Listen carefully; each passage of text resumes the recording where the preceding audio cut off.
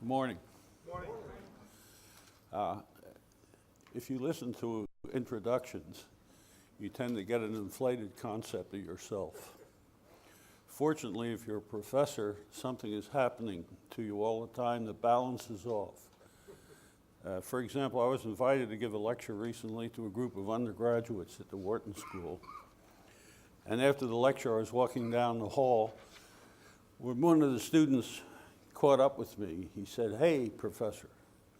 He said, "I just read your latest book." He said, "It's great. It contains a lot more than you know." Well, I had to think about that a little bit as to who the you was. And then he said, "Do you mind if I ask you a personal question?" I said, "No." He said, "How old are you?" At the time, I said 85. "Wow," he said, "you're old." Well, I couldn't deny it, so we took a couple more steps. He said, "When did you start teaching?" I said, "September of 1941. "Wow," he said, "you mean to say you've been teaching more than 60 years? I said, "Yeah." He paused, he said, "What was the last time you taught a course in a subject which existed when you were a student?" Now, that's a great question. I had never thought of that. So I had to think, and finally I said, "It was September of 1951. He said, "You mean to say that everything you've taught for the last 50 years, you had to learn and nobody taught you?" I said, "Yeah." He said, "You must be a pretty good learner." Well, I modestly agreed. Then he said, "What a shame you're not that good a teacher." No. So that's what balances out after introductions, when you get the student's opinion. Today's sermon is based on an observation which was printed about 10 years ago in the New York Times by one of its regular columnists, Leslie Gelb, and that's what's up here on the board. He's not the only one who has seen that the current transformation our culture is going through constitutes a change of age. Most people don't realize how fundamental a change of age is. It doesn't occur very often. The last real change of age was the Renaissance, and that's 400 years ago. And although we know that there's a change of age occurring, we haven't yet settled on a name. I discovered something recently which surprised me and was very edifying. Do you know when the word Renaissance was first applied to the period 1,400 years ago? It was the middle of the 19th century. It was 200 years after the Renaissance that it got a name that everybody agreed to.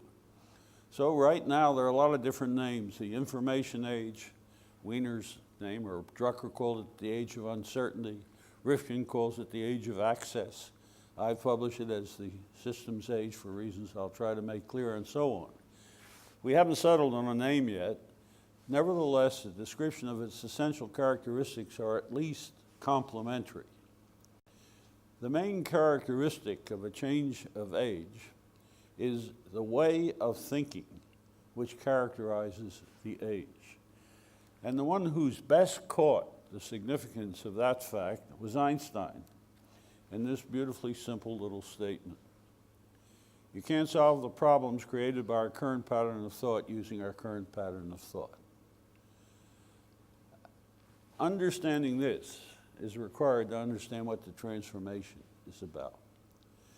The interesting thing about this quote is I've literally shown it to thousands of executives, and I always ask them, "Is there anybody who disagrees with this?" And nobody ever disagrees with it. And then I ask them what it means, and they haven't the foggiest idea. It's easy to agree with something you don't understand. And yet I'm going to argue that this is the most important single thing a manager can understand, because without it, he's in trouble. Now, imagine how an executive would respond to that kind of statement. Essentially, "What the hell are you talking about? I mean, here we are in the strongest economy in the world, doing extremely well again. What do you mean we're threatened if we don't understand this?" Well, it's amazing how little people know about the American economy. Do you know that we have to create 23 new corporations every year to have one that will survive the first year? We have 22 failures for every success in 1 year. Do you know what the average life of an American corporation is? 11 and a half years. Over 50% of the corporations in the Fortune 500 list 25 years ago no longer exist. The Dow Index, which is the stock price of the blue chips, contains only one of its original corporations in the index today, General Electric. All the others have disappeared. The number of bankruptcies in the United States has increased exponentially every year for the last 10 years. And it goes on and on. You see, the nature of our economy and its strength is not well understood. I had a professor who did understand it. He once asked the class, what's the evidence that we have the strongest economy in the world? And of course, all of us smart-ass students knew the answer to that. GNP per capita, consumption rates, standard of living, all the usual things. He kept saying, no, no, no. Finally, we gave up and asked him. He said, there's no other economy in the world that could survive as much inefficiency as ours. Now, that turns out to be a wonderful criterion because it's true, but it's also hopeful, it's optimistic. Because imagine, if instead of 22 failures for every success, suppose we only had 15. Or suppose instead of 50% of the corporations disappearing every 25 years, only half of that number did. The opportunities for improvement are incredible. And that's what we're here to talk about.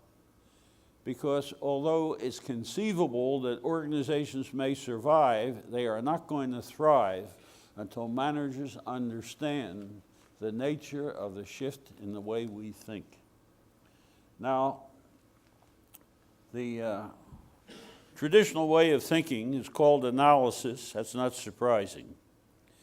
And what I'm going to take you through is the following argument. Analysis, which became synonymous with thought in the Western world, in the 1950s, for the first time, began to create paradoxes that could not be solved. And it became apparent that we needed another way of thinking. That way of thinking was developed.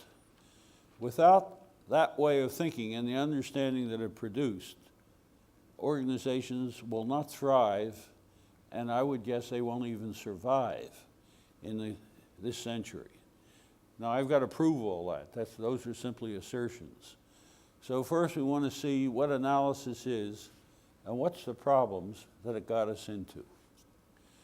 Analysis emerged during the Renaissance when science emerged. During the medieval period, curiosity was considered to be a sin in one of the encyclicals of the church, because the church said you shouldn't spend time worrying about this life, you should be worrying about afterlife. Living this life in such a way as to get entry into paradise where you would spend unlimited time. You see, expected life during the medieval period was only 27 years. 47% of the children born never survived childhood. The average person never traveled out of the village in which they were born. They never ate 3 meals a day. They lived in abject poverty. And so the fundamental question people asked during this period was, what's the purpose of life? And it was the church, the only institution of significance in the Western world, which gave the answer. It's preparatory for death. That's its significance.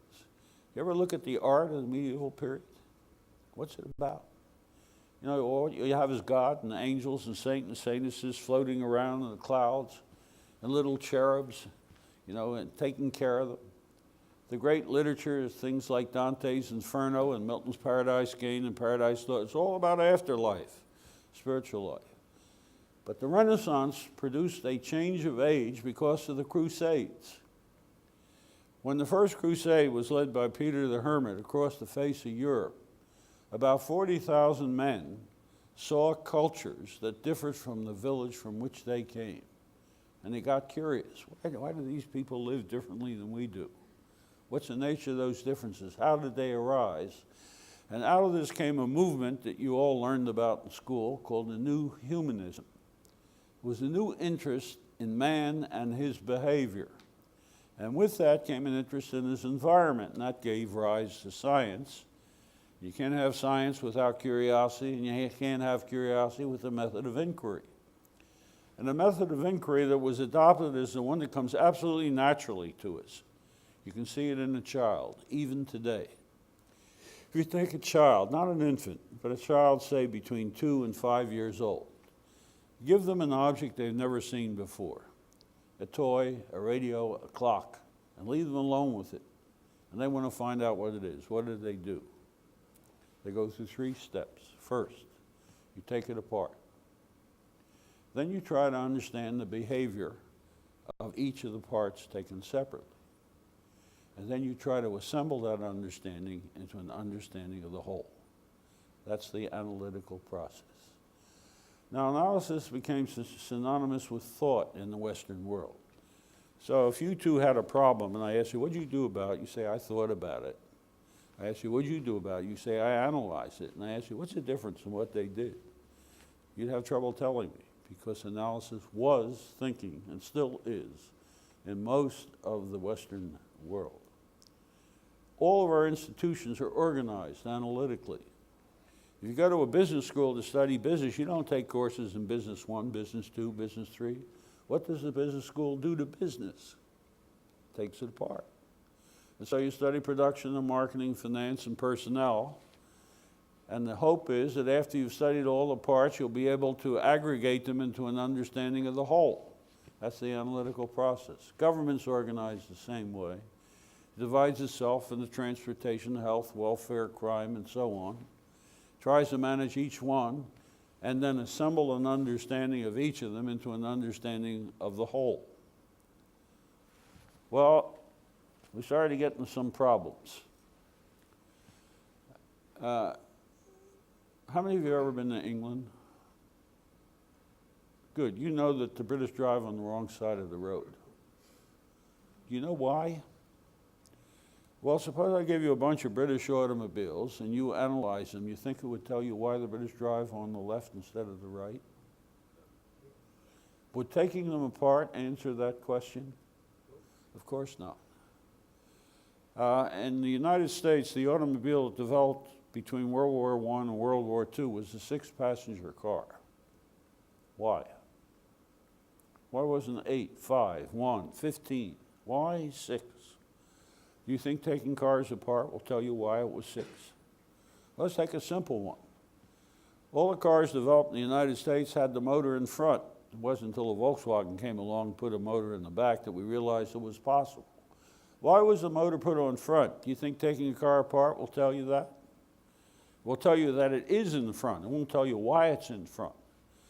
What we began to recognize is that there are a set of phenomena which cannot be understood by analyzing them. What you can learn by analyzing them is how they work. Know-how, that's knowledge.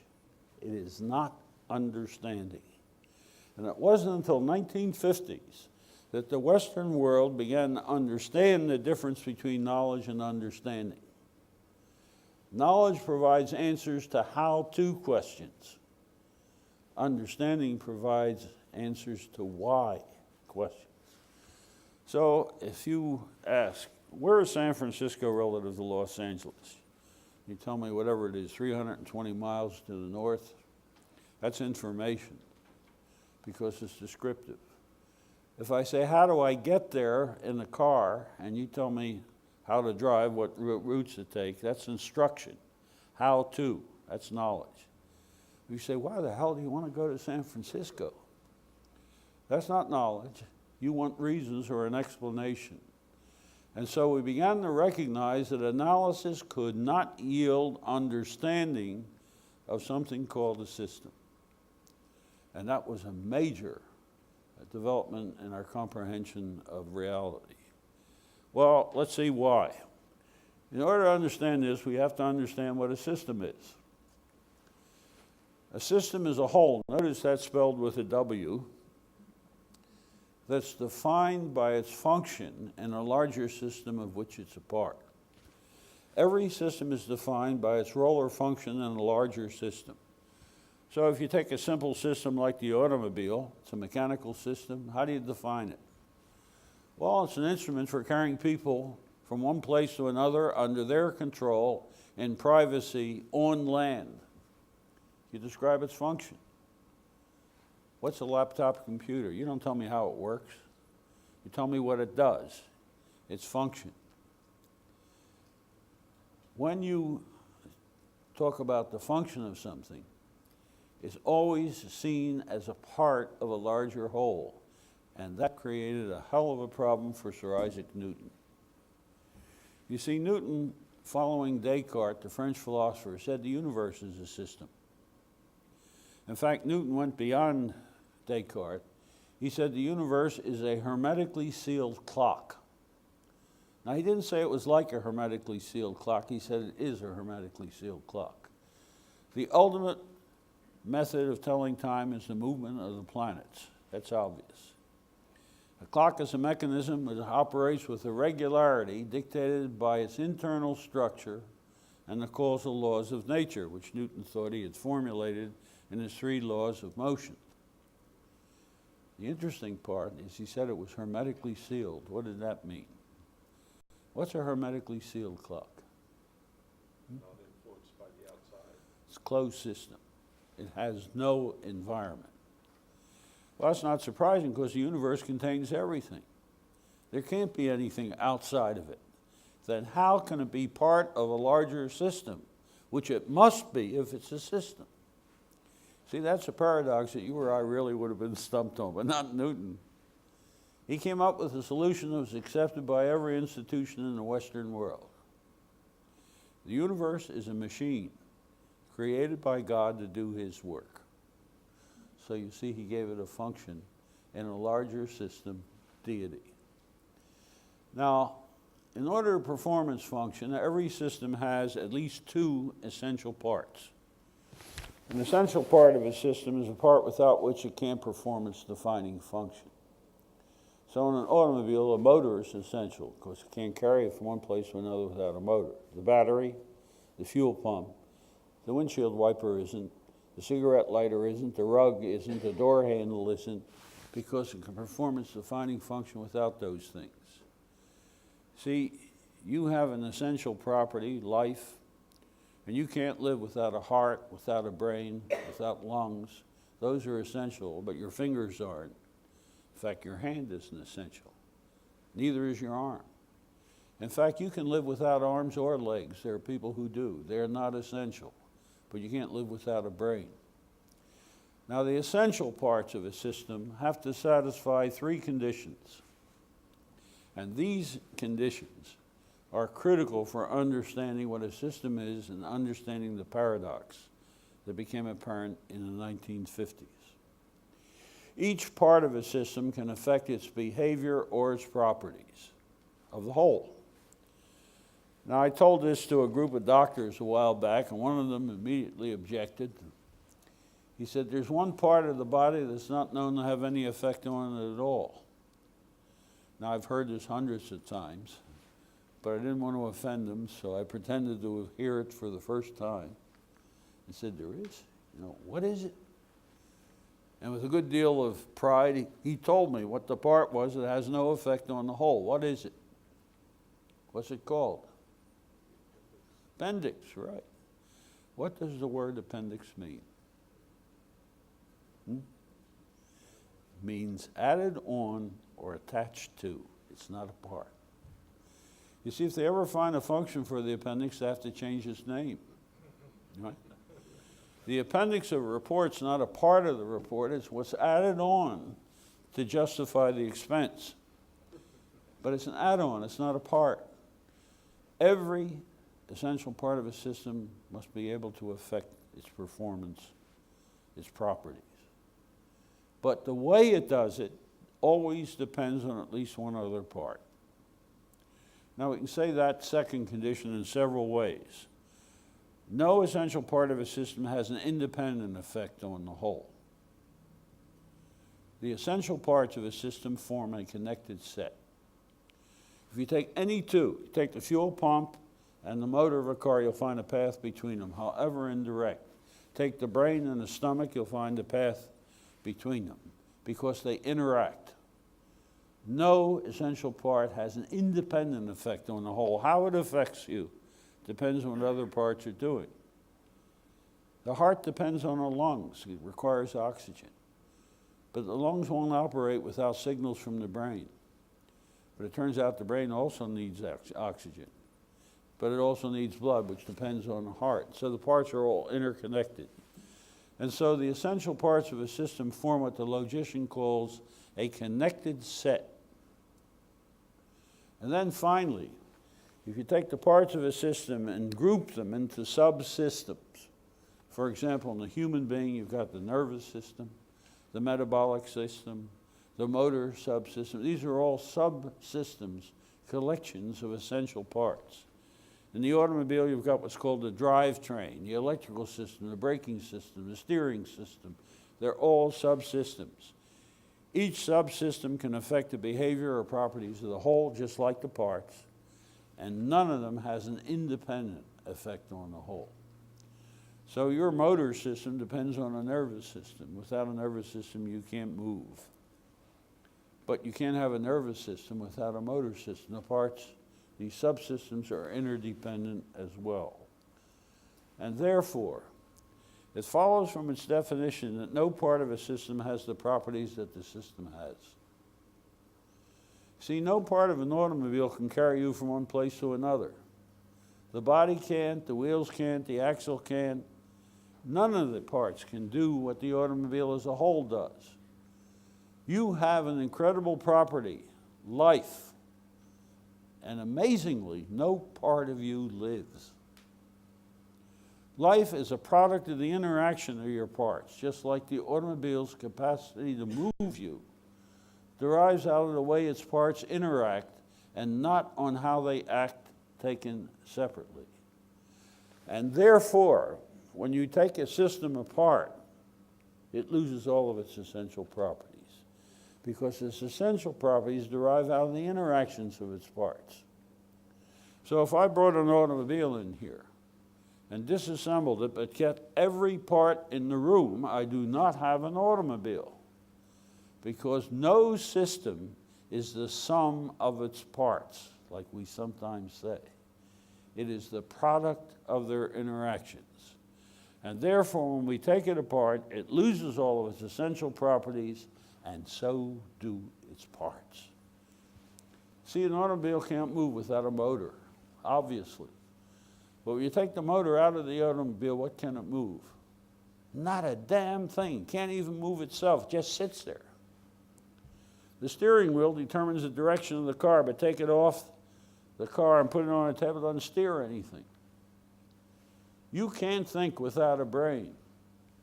But if the surgeon removes your brain and puts it on a table, it doesn't sit there and think.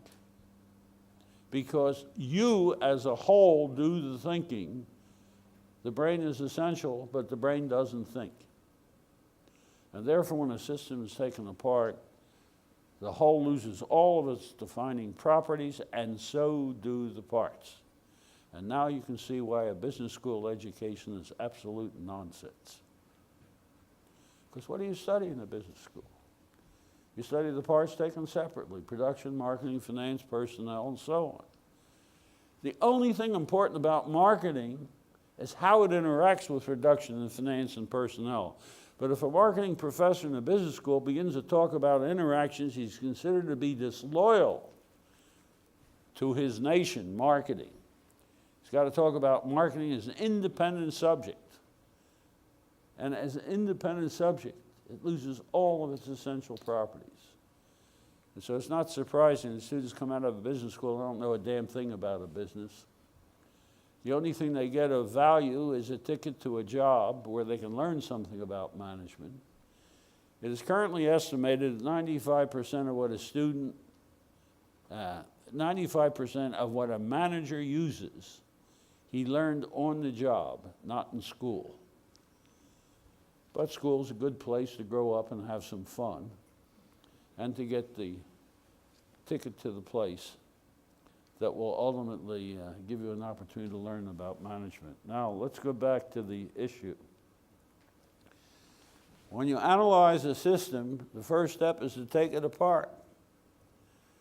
And therefore, a system cannot be understood using analysis. We need a different way of thinking. And that was the discovery in the 1950s as a result of the appearance of a book written by a German biologist, Ludwig von Bertalanffy, who had migrated from Germany to Canada, where he collected a group of his papers and published them in English for the first time in a book that's not particularly important. What is important is the concept on which the book focused. The book was called General Systems Theory. It was because of the attention called to the concept of a system that we recognized that analysis could only yield knowledge of a system, tell you how it works. If you take an automobile apart, it'll tell you how it works, but it won't tell you why the motor's in the front. Why is the motor in the front of an automobile? Well, you all know. What was it originally called? What was the automobile called when it was first produced? Horseless carriage. Where was the horse? What's the motor? It's a replacement of the horse. How do you measure the strength of a motor? Horsepower, of course. Why was the car a 6-passenger vehicle? Average size to the family. The average family was 5.6, and the car was designed to carry the average family. Why is it getting smaller? Average family today is 3.2. You don't need a 6-passenger car for it anymore, for the average family. Why did the British drive on the left? Now that's an interesting. You can't tell by taking British cars apart. It turns out during the medieval period, the principal form of transportation in England, because remember, we had Indians during the medieval period. We didn't have people here, right? What was the principal form of transportation in the medieval period? Horse, right. What side do you mount a horse on? From the left. Now, if you're on a road with a horse that you want to mount and you want to keep out of traffic, which side of the road would you have the horse when you want to mount him so you're not hit by traffic? The left. And so they rode on the left. And the carts followed the horses. Now, why do we drive on the right? Well, when the British first came to this country, the Pilgrims and the others, they drove on the left. And they drove in carts, and the carts developed a little canvas thing up on top so that when it rained, they could keep dry. But there was a problem. The brake on a cart was usually outside the cart on the right-hand side that you pulled back to put a shoe against the wheel so that when you stopped, the cart wouldn't move. And one day in the rain, the story goes, a young man had to put the brake on. He got his arm all wet. He said, that's stupid. Why don't I move the brake inside the cart? So he pulled the brake and moved it to the middle of his cart. But now he had a new problem. He had to pull the brake on with his left hand. Now you may not recall, but during the medieval period, left-handedness was considered to be a possession by the devil. And so left arms were not developed. In fact, even when I was young as a student, you were not allowed to write with your left hand in school. You had to write with your right hand regardless, because left-handedness was considered to be an aberration. And so that lever arm, the brake, was hard to pull with the left arm. He wanted to arrange so you could do it with your right arm. Therefore, how did he solve that problem? He moved the driver over to the left so he could use his right arm. So now he's in a cart with the brake in the middle of the cart, pulled on by the right arm, with a driver sitting on the left, but he had a new problem. What was it? He can't see around the cart in front of him. If you ever try to drive an American automobile in England, you can understand that problem, because if you don't have a passenger, you can't pass, because you can't see around the car in front of you. How did he solve that problem? Moving the cart to the right. And so we wound up driving on the right, all because the guy started by not wanting to get his arm wet. It's in the functioning of a system that you get to understand its properties and its behavior. And that requires synthetic thinking. Synthetic thinking is a three-step process, just like analysis, but the exact contradictory. Step by step, it's the contradictory. In the first step of analysis, you take the thing you want to understand as a whole, which you take apart. In the first step of synthesis, you take the thing you want to understand as a part of a larger whole. So instead of going down to parts, you're going up to a containing whole.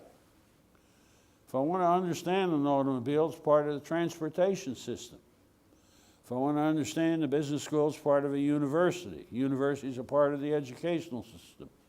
You start by identifying a containing whole. In the second step of analysis, you try to understand the behavior of the parts taken separately.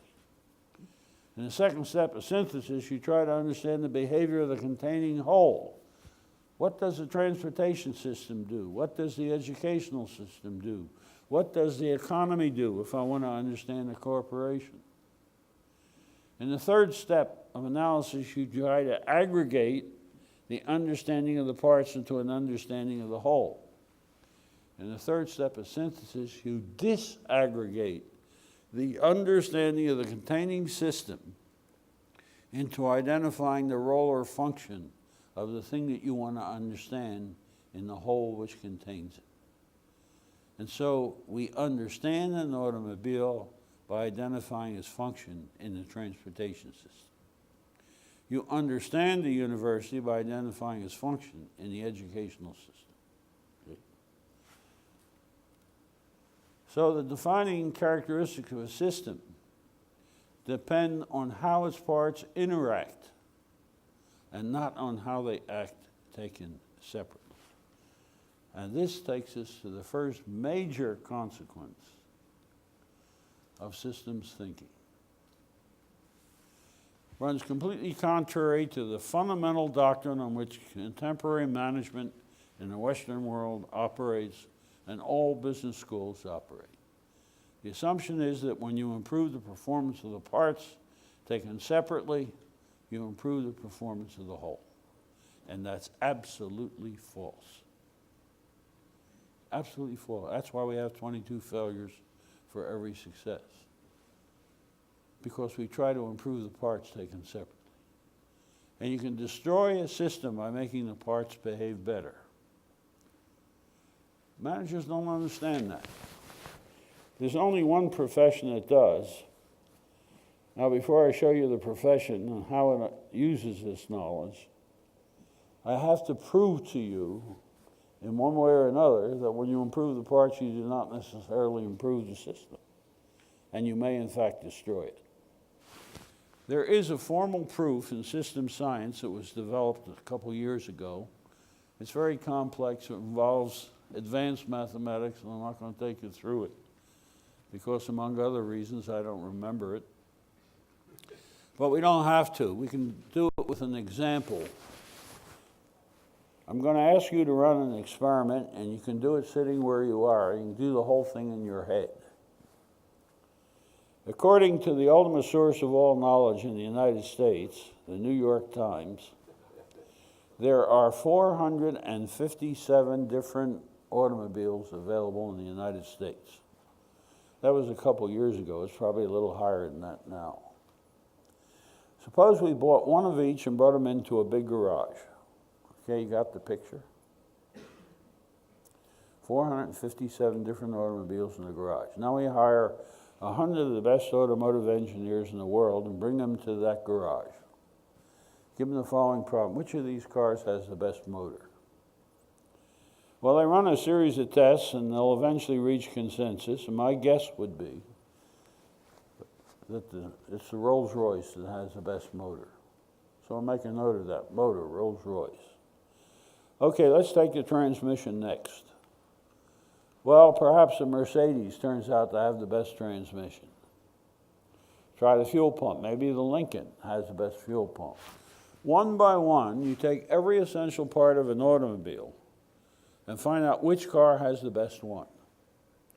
When that list is complete, you now know for each essential part of an automobile which the best one is. Remove the best parts from each of the cars of which it's a part. We're going to take the motor out of the Rolls Royce, the transmission out of the Mercedes. We're going to take the fuel pump out of the Lincoln, and so on. And then tell those 100 engineers to put them together into the best possible automobile. Because for the first time now, we'll have an automobile that consists of only the best available parts. Do you get the best automobile? Of course not. Got all the best parts? In fact, there's a more fundamental question. Do you get an automobile? You don't even get an automobile. Why not? Perfectly obvious. The parts don't fit. The performance of a system depends on how the parts fit together, not on how they perform taken separately. How do they perform collectively? How do they interact? Determines the performance of the whole. And therefore, when you improve the performance of the parts taken separately, you may destroy the way they interact with other parts. And this becomes apparent. Take a Hyundai. Okay, it's a relatively inexpensive car. According to Consumer Reports, a few years ago, it was underpowered. The motor wasn't strong enough. Well, why don't we put a Rolls-Royce motor in a Hyundai? Do you get a better car? We can't get it in. But if you could, would it be a better car? It would not. Why? Because the other parts are not designed to work with the Rolls-Royce motor. They would not work together well. And so by improving the performance of a part, you can destroy the system. Now, the only profession that understands all this is the architect. And you've got to look at the way an architect works, because a building is a very interesting system. I used to be an architect at one point before I was saved. And when I was working in an architect's office one day, a family came in and told me they had bought a lot out in the country, and they were assigned to me. The first thing we did is went out and looked at the lot, which was a beautiful hilly lot in a heavily wooded area. It was 2.5 acres with a stream running through it and a ravine. It was really a beauty. He said, we want to build a house with 2 stories. We want to enter from the upper level where we want a living room, dining room, and kitchen and 1 big room. We want 3 bedrooms for the kids with their own bath. We want a master bedroom with its own bath. We want a powder room for guests and a utility room for the laundry. Down below, we want a large party room, a room where the kids can play. We want a study for the master of the house that can double as a guest room with its own bath, a utility room for the heater and air conditioner, a 2-car garage with a do-it-yourself workshop at the back end. We want it to be contemporary architecture, built of wood so it fits into the woods, and they told me approximately how much they want to spend.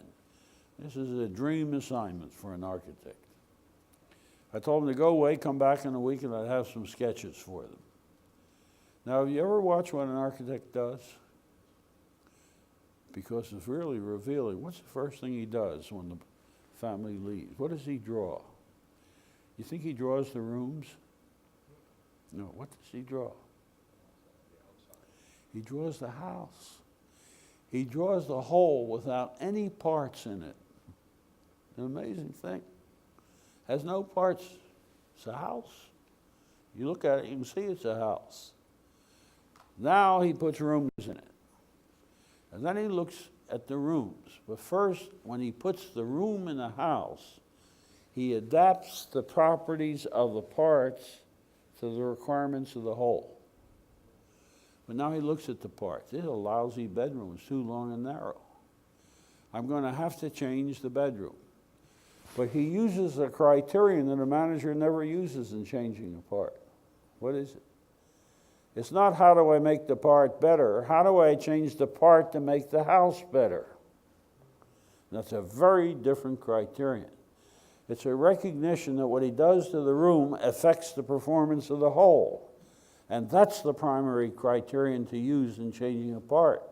And so he may make a part worse in order to make the house better. And that's exactly what happened to me in the first house I ever designed.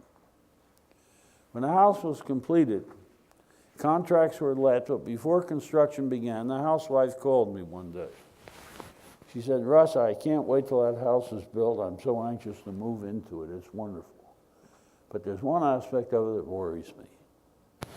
The party and playroom is on the lower level, in the lower part of the hill. The kitchen is up above. I'm going to be running up and down the stairs all the time getting drinks or hors d'oeuvres for company when they're in the party room. Can't we put a dumbwaiter in?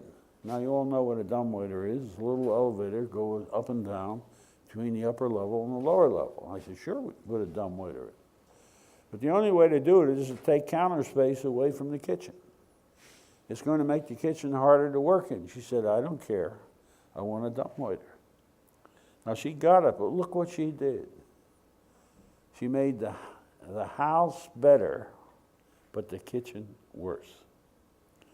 Now, the fact is that in one unconscious activity, some managers do that, but they're not aware of what they do and they don't use it as a principle.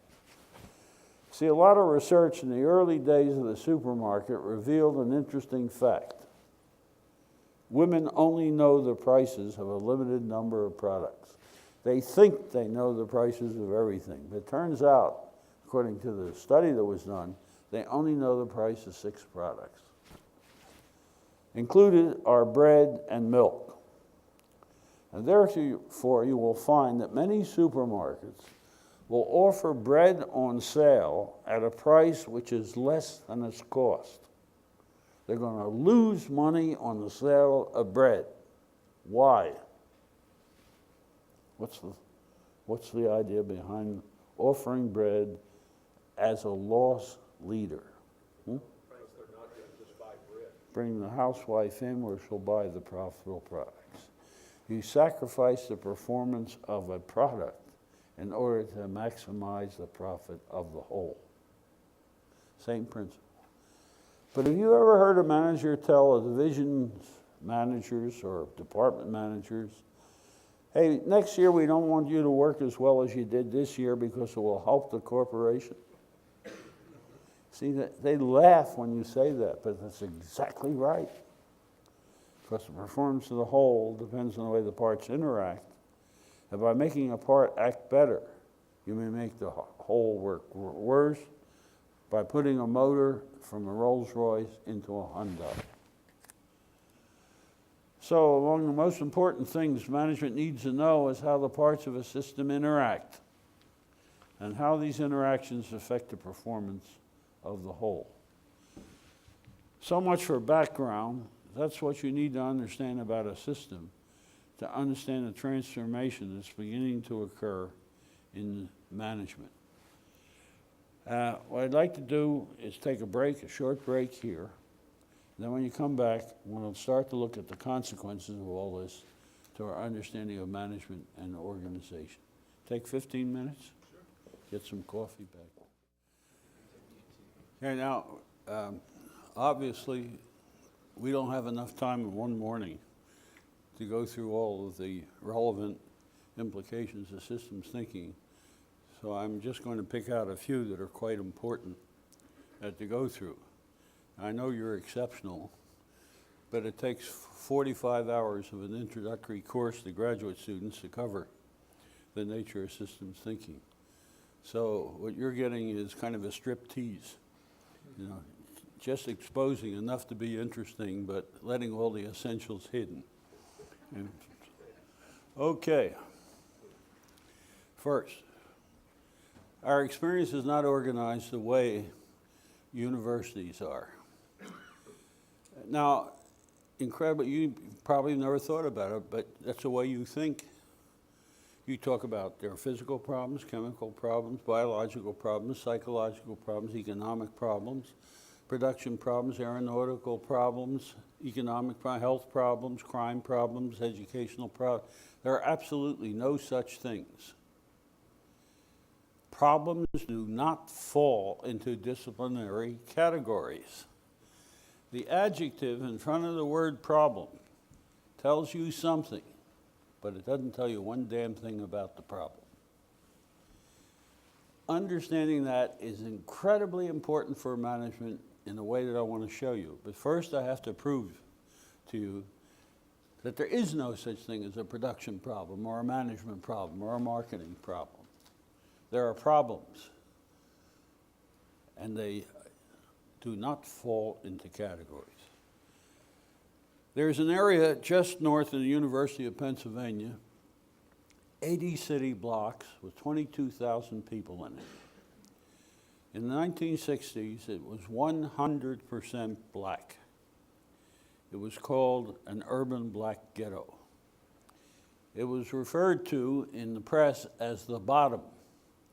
Its formal name is Mantua, but it was called the Bottom because it had the highest crime rate in the city, the highest percentage of children born out of wedlock, the highest dropout rate from school, the highest addiction rate, you name it, it was the Bottom. But in 1967, a young man by the name of Herman Rice decided to do something about it because his wife of a few months had almost got killed in the crossfire in a gang fight. So he created a group called the Young Great Society, and they began a self-development effort in that neighborhood. Now, I don't have time to take you through the history of that.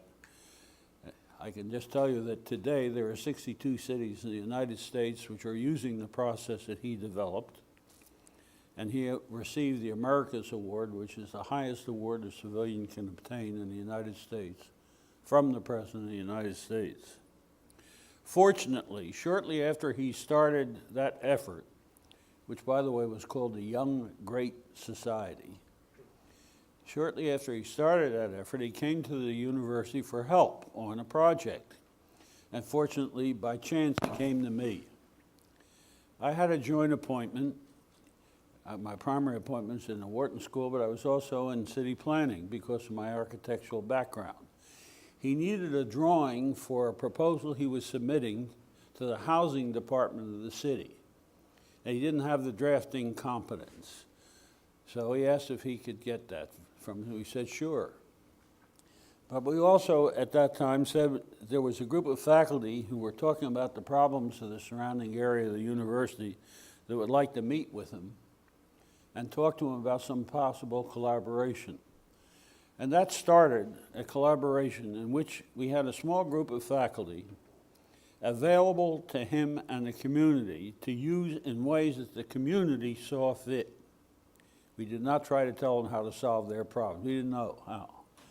And so we were increasingly used by the community in a variety of different ways, and we're discovering how we could help in various ways.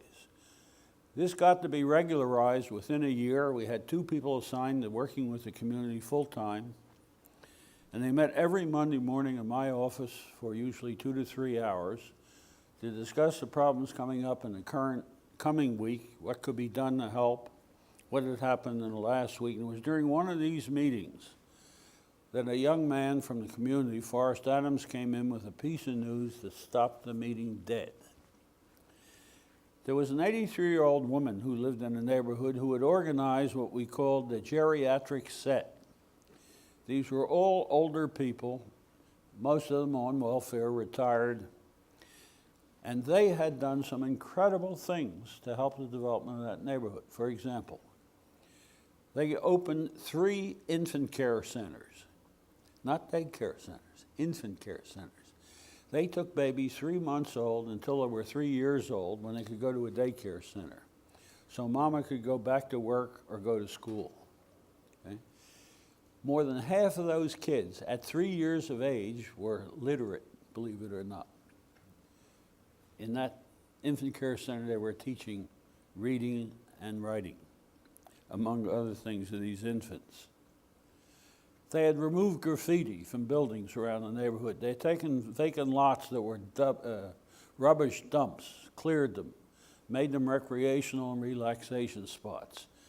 From the state, they received saplings of trees and planted trees along the sidewalks of the streets in the neighborhood. Unfortunately, this woman had a bad heart, but she had no medical attention. Mantua had absolutely no medical facilities within it. The closest facility was a hospital which is part of the University of Pennsylvania hospital system. It's called the Presbyterian Hospital. If you know Philadelphia, it's at the corner of 38th and Market Street. It's 2 miles from where she lived, and she couldn't walk 2 miles. There was no public transportation in Mantua. It had all been withdrawn by the city because it wasn't safe. And she couldn't afford a taxi cab, so she did without any medical facilities until one of our projects was we took an old house in the middle of the neighborhood, remodeled it, and got the University of Pennsylvania to staff a free clinic that operated 3 days a week. And for the first time in her life, she was able to get medical attention with a checkup every month. That morning, she had gone for a checkup. They gave her an EKG, they did a stress test, they did an ultrasound, the usual things you do with a person with a bad heart. She passed all the tests, so they told her she was free to go home, which she did. Home for her was 2 rooms on the 4th floor of a big old converted house, because that neighborhood had once been a very wealthy neighborhood with a lot of very big homes in it that had been converted years ago into these flats. On the 3rd flight of stairs, returning to her room from her medical exam, she had a heart attack and died. That's the news that was brought to us. There was a silence in the room, because we all knew that woman well, and it was real sadness. The first one to speak was Sam Martin, a professor of community medicine. He said, "Damn it, I told you that we don't have enough doctors in the clinic. I've been harping on this. If we had more doctors in the clinic, we'd be able to make house calls, and if we could make house calls, this never would have happened." That was obviously true, so nobody had any comments to make.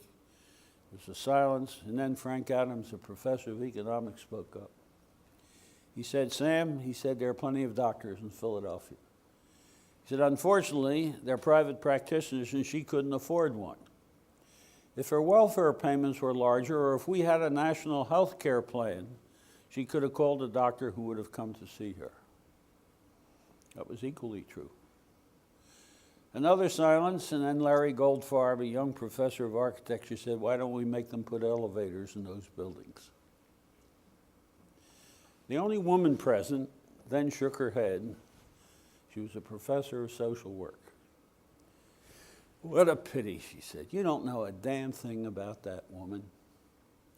You don't know that she was married as a teenager and shortly thereafter gave birth to a son. And when the son was born, she was deserted by her husband and never saw him again. She raised that son as a single parent with loving care, doing menial housework. He was brilliant. He graduated from public school in Mantua and took the mayor's examination and got a free scholarship to the University of Pennsylvania, which he attended and graduated at the top of his class with a Bachelor of Arts in Science. He was awarded a scholarship which he had applied for to the law school, graduated at the top of his class in the law school, and was hired by the biggest law firm in Philadelphia. He is now a senior partner in that law firm. He's married and has 2 children. He lives in a beautiful house out in the suburbs, which happens to be all on 1 floor. Now, if she weren't alienated from her son," she said, "she'd be living with him where she'd have all the money she needs and no steps to climb." Now, here's your midterm examination question. Is that a medical problem, an economic problem, an architectural problem, or a social work problem? All 4. It's none of them. It's none of them. What do those adjectives tell you? They tell you the point of view of the person looking at the problem. They don't tell you anything about the problem. Lo and behold, the doctor looks at a problem, it's a medical problem. Of course, that's the only kind he can see. The economist looks at the same problem, it's an economic problem, and so on. These are points of view, and recognizing that has incredible importance. Now, before I show you exactly what it is, let's take a simple case. Is there anybody in this room that never had a headache? You didn't. You're lucky. No, I'm sorry. I thought you said Oh, you did have a headache. Good. Because I want to ask you, when you get a headache, what do you normally do? Brain surgery? Of course not. That would be stupid, wouldn't it? But that's where the pain is. What do? You take a pill which contains a chemical, swallow it. It dissolves in the stomach, and the chemical enters your bloodstream, which then carries it to the brain and deposits it on the pain center of the brain, and the headache goes. Because somebody understands the way the parts of the system interact. He does not try to solve the problem where it appears, but where he can enter the interactions which produce the problem so as to get the biggest bang for the buck. But that's exactly what management does not do. If a manager of marketing comes in the morning and discovered that New England sales went to hell in the last quarter, what does he say? Uh-oh, I got a marketing problem.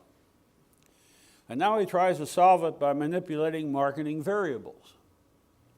And he can have some effect on the problem. That's not the point. The point is that the best way of attacking the problem?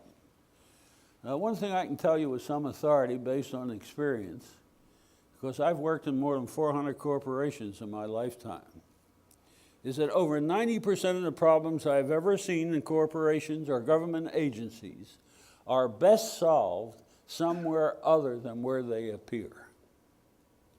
But that requires a kind of organizations which we don't have, so that marketing jealously holds on to the problems which it recognizes.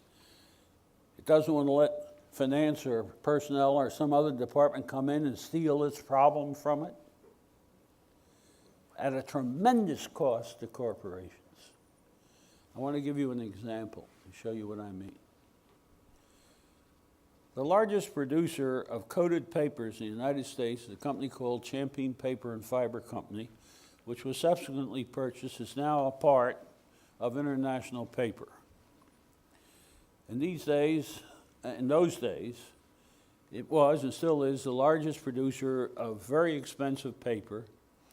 It's a high quality of paper with a transparent clay coating that enables it to take color photography very effectively. So it's a paper that's used in all art and expensive journals like House Beautiful, Architectural Digest, all the art books on Picasso and Mondrian, and so on. That paper is produced in a plant in Hamilton, Ohio, which consists of 8 continuous production lines, starting with wood pulp and clay at one end and coming out with these big cylinders of paper 4 feet high that are sent off to printers to use for various journals and books. The vice president of that company, which is headquartered in New York, and for whom we had done work in the past, called me one day and asked me to meet him at the plant in Hamilton, Ohio, which I did. He told me that productivity of the plant had decreased precipitously in the last 5 years, and it was no longer profitable, and something had to be done about it. He said, I don't understand what happened. 5 years ago, this was a very profitable plant. So when I saw the figures, I decided it must be the equipment is old. Now, this is an old company. It was organized in 1812. I remember that date because it's the date of a famous war with England. But more than that, it was organized by a family that had an incredible dedication. It was a Quaker family that felt an obligation to its customers, and therefore its slogan was, "We will never discontinue a paper." They guaranteed their customers access to any paper they wanted to perpetuity. As a result, over the years, they accumulated a very large number of papers. In fact, they had 2,700 different papers 5 years ago in that plant that they were offering for sale. He said, I had time studies done on the 8 production lines on each piece of equipment and the line as a whole. He showed me the charts, and there were absolutely no difference over 5 years. He says, it's not the equipment. It's older, but it's not any poorer than it was before. He said, then it occurred to me that the only thing that could explain it, it must be down for repair and maintenance more. So he gathered all the repair and maintenance reports, brought them together, analyzed them, showed me the results. no difference. It wasn't that. He said, now I was really puzzled. But then somebody reminded me that 5 years ago we had a competitive war. One of our competitors, who was jealous over our major share of the market, began to introduce new papers and take away market share from us. So we responded by developing new papers of our own.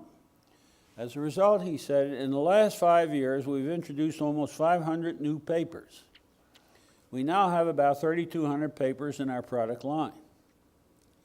He said, now what happens when you increase the number of products to be produced over a fixed production facility? Well, the answer is obvious. You have more production runs of shorter duration. But between production runs, you have to adjust the equipment. It's called setup time. And therefore, if you got more production runs, you have more setup time, which is unproductive. And he then showed me a plot of setup time, and there it was.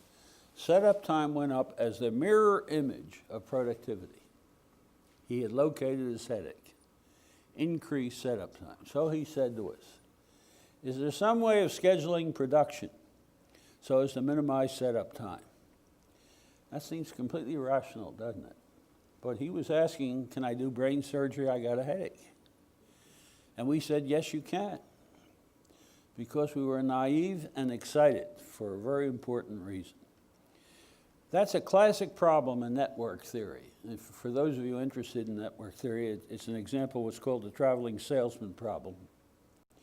It was an unsolved problem for which the Rand Corporation offered a $10,000 prize for the first solution. The first solution to that problem had appeared about a month before this incident.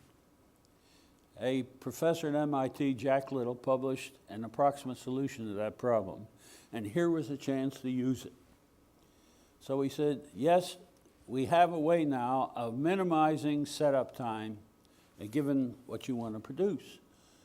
But we said, we can't guarantee you a big saving. He said, why not? He said, because that depends on the forecast as well as the scheduling. How? He said. He said, well, if you got a lousy forecast, if you produce efficiently to it, you're not going to make money. You need a combination of a decent forecast and the good scheduling method. He said, well, how can I find out whether it's worthwhile going after? We said, what we'll do is build a simulation of the plant in the computer. We'll rerun the last 5 years, assuming we had a perfect forecasted demand, and use the new scheduling method. We will then be able to calculate how much we would have saved over the 5 years under those two conditions, and that will give us an upper limit to the savings that are possible, because we'll never have a perfect forecast. He said, that's a good idea. So we did that. It took about 3 weeks, and sure enough, the difference was large enough to go after. But we learned something in the process. We came back to him. We said, look, you probably know this, but 8% of your products account for 90% of your production and 100% of your profit. He said, I know that. He said, then why don't you just reduce the product line? Because you can get a lot more saving by reducing the product line than by improving production. He shook his head. He said, boy, I knew you were going to come through with something stupid like that. Why is it stupid? He said, because I don't want to allow marketing to come in here and tell me how to run production, and they control the product line. We said, well, you don't have to worry about that. We work with marketing, and we can go there and talk to them, you know, turkey. He said, no. He said, you don't have that kind of influence on them. I know those bastards, and they're going to come in here and try to run this plant, and I don't want them in here. So you can't go talk to them, he said. Well, we were frustrated. We went back to work on the scheduling problem, but we cheated. We had the computing department run a run on the IBM system. That was an old 700 system.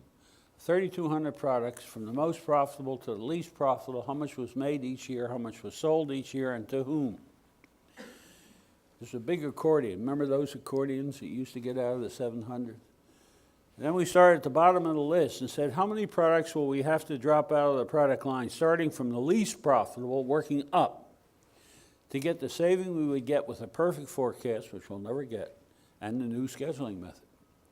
It turned out to be 4%. Now that's less than the number of products introduced in the last 5 years, so we were all excited. Go back to see the production manager and say, we know you told us not to look at this. But are you aware of the fact that by only dropping 4%, we can get a saving that you'll never attain by production scheduling? He blew his top. He said, damn it, I told you, don't monkey with the product line. Well, we argued, and finally we had an idea. We said, tell you what, if you let us go to marketing, we'll go there and explain that we're there against your will and why. And if they continue to bother you after that, we will continue the study at no cost to you. And he paused and he looked at us. He said, put that on paper. So we had to write a letter of agreement, which was the most unusual one I ever was involved with, in which we agreed to these conditions. And we went to New York, met with the vice president of marketing, who was very welcoming.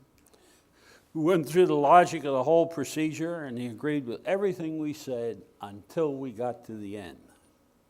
We said, we want to drop at least the last 4% on this list of products. He said, you can't do it. Why not? We said, you agreed with everything we said. He went like, he says, I'm going to teach you a lesson. And boy, he did in the next couple of minutes. He said, what kind of paper is at the bottom of your list? So I opened up my accordion, I said, 421J63. He said, no, I don't want to know the number. What kind of paper is it? I said, I don't know. What difference does it make? He said, oh boy, you're going to be hard to educate. He said, let me start over again. Who bought that paper last year? I checked my records. I said, you made one sale of it to customer 72-94. He said, no, I don't want to know the number. Who bought the paper? I said, look, I don't know, and I don't have to be a genius to know it doesn't make one damn bit of difference. Because I know this, you sold 2 pounds of that paper last year. The smallest quantity you can produce is 2,000 pounds. You know how many years' supply you've got in stock of that paper? You're not going to be here to see that roll used up. And he shook his head. He said, boy, you've got to be stupid to be that smart. I said, I don't understand. He said, well, let me try to explain it to you. And then he asked a question, came out of the blue. Did you ever hear of Claire Booth Luce? I said, of course I heard of Claire Booth Luce. He said, who is she? He said, she's best known as a playwright. She has a very successful play on Broadway. But she's also very active in politics and has started something that later became the women's liberation movement. He said, good. He said, do you happen to know whether she's married or not? I said, yeah, she's married. He said, do you know who she's married to? I said, sure. She's married to Henry Luce. He said, very good. He said, do you have any idea what Henry Luce does for a living? I said, yeah, he's chairman of Time, Life, and Fortune. He said, do you also know that he's our largest customer, that he bought $44 million worth of paper from this company last year? And do you think I'm not going to give her a lousy 2 pounds of letter paper and run the risk of losing his business? He said, don't be stupid. That's not the lesson, because I would hear this kind of thing all the time. So I asked him the obvious academic question. How do you know that if you don't give her 2 pounds of letter paper, you're going to lose a $44 million worth of business? And then I learned the lesson. He said, I don't know. You can be damn sure I'm not going to try to find out. See, he had it right. He said, however small the risk is, it's not worth taking for a lousy 2 pounds of paper. We were licked. We left with our tail between our legs, went back to Hamilton and sulked. Because we were convinced the scheduling was not the way to go at that problem. We became sufficiently convinced that we stopped to think. And then we invoked a principle in science called Hitches Principle. Now, Charles Hitch was a major figure in the Rand Corporation out here in California, who later became the president of the University of California. And in a rare moment of clarity, he made the following statement. If you can't solve the problem you're facing, you must be facing the wrong problem. That turns out to be a wonderful principle because it forces you to go back and re-examine the formulation of the problem you've been working on. So we did. So what are we trying to do? What we're trying to do is reduce the number of products that have to be made because that will produce a bigger saving than improving the scheduling of the production. And we've assumed that the only way of doing that is reduce the products in the product lines so you reduce the number of products that will be sold. And we no sooner said that than we saw another way of doing the same thing. We knew that the salesmen were paid a base commission, base salary, plus a commission on the sales they made. The commission was a percentage of the dollar value of what they sold. And it didn't make one damn bit of difference to the salesman whether he sold a profitable dollar or an unprofitable dollar. He got the same commission for a dollar sale, whatever it was. So we redesigned the compensation system for the salesman using the same basic salary, but set a percentage on the profit of a sale with zero compensation or commission for unprofitable sales. And then set the percentage of the profit in such a way, and this was the trick, that if next year they sold exactly what they sold this year, their earnings would be identical. But if they sold less of the unprofitable products, it would have no effect on their earnings. But if they sold more of the profitable products, their earnings would go up. Well, when we had developed all that, we took it back to the production manager, showed it to him, and he blew his top again. But then he calmed down. He said, he said, that's kind of cute. He said, unfortunately, I don't control salesman compensation. He said, the personnel department does. But he said, you can go talk to them. They don't try to run production. So we went off to see the vice president of personnel, showed it to him, and he liked it. He said, this is interesting. He said, I'll tell you what. The United States is divided into 5 marketing areas. We'll take the Northwest, Washington, Oregon, North Dakota, South Dakota, Idaho, and Montana.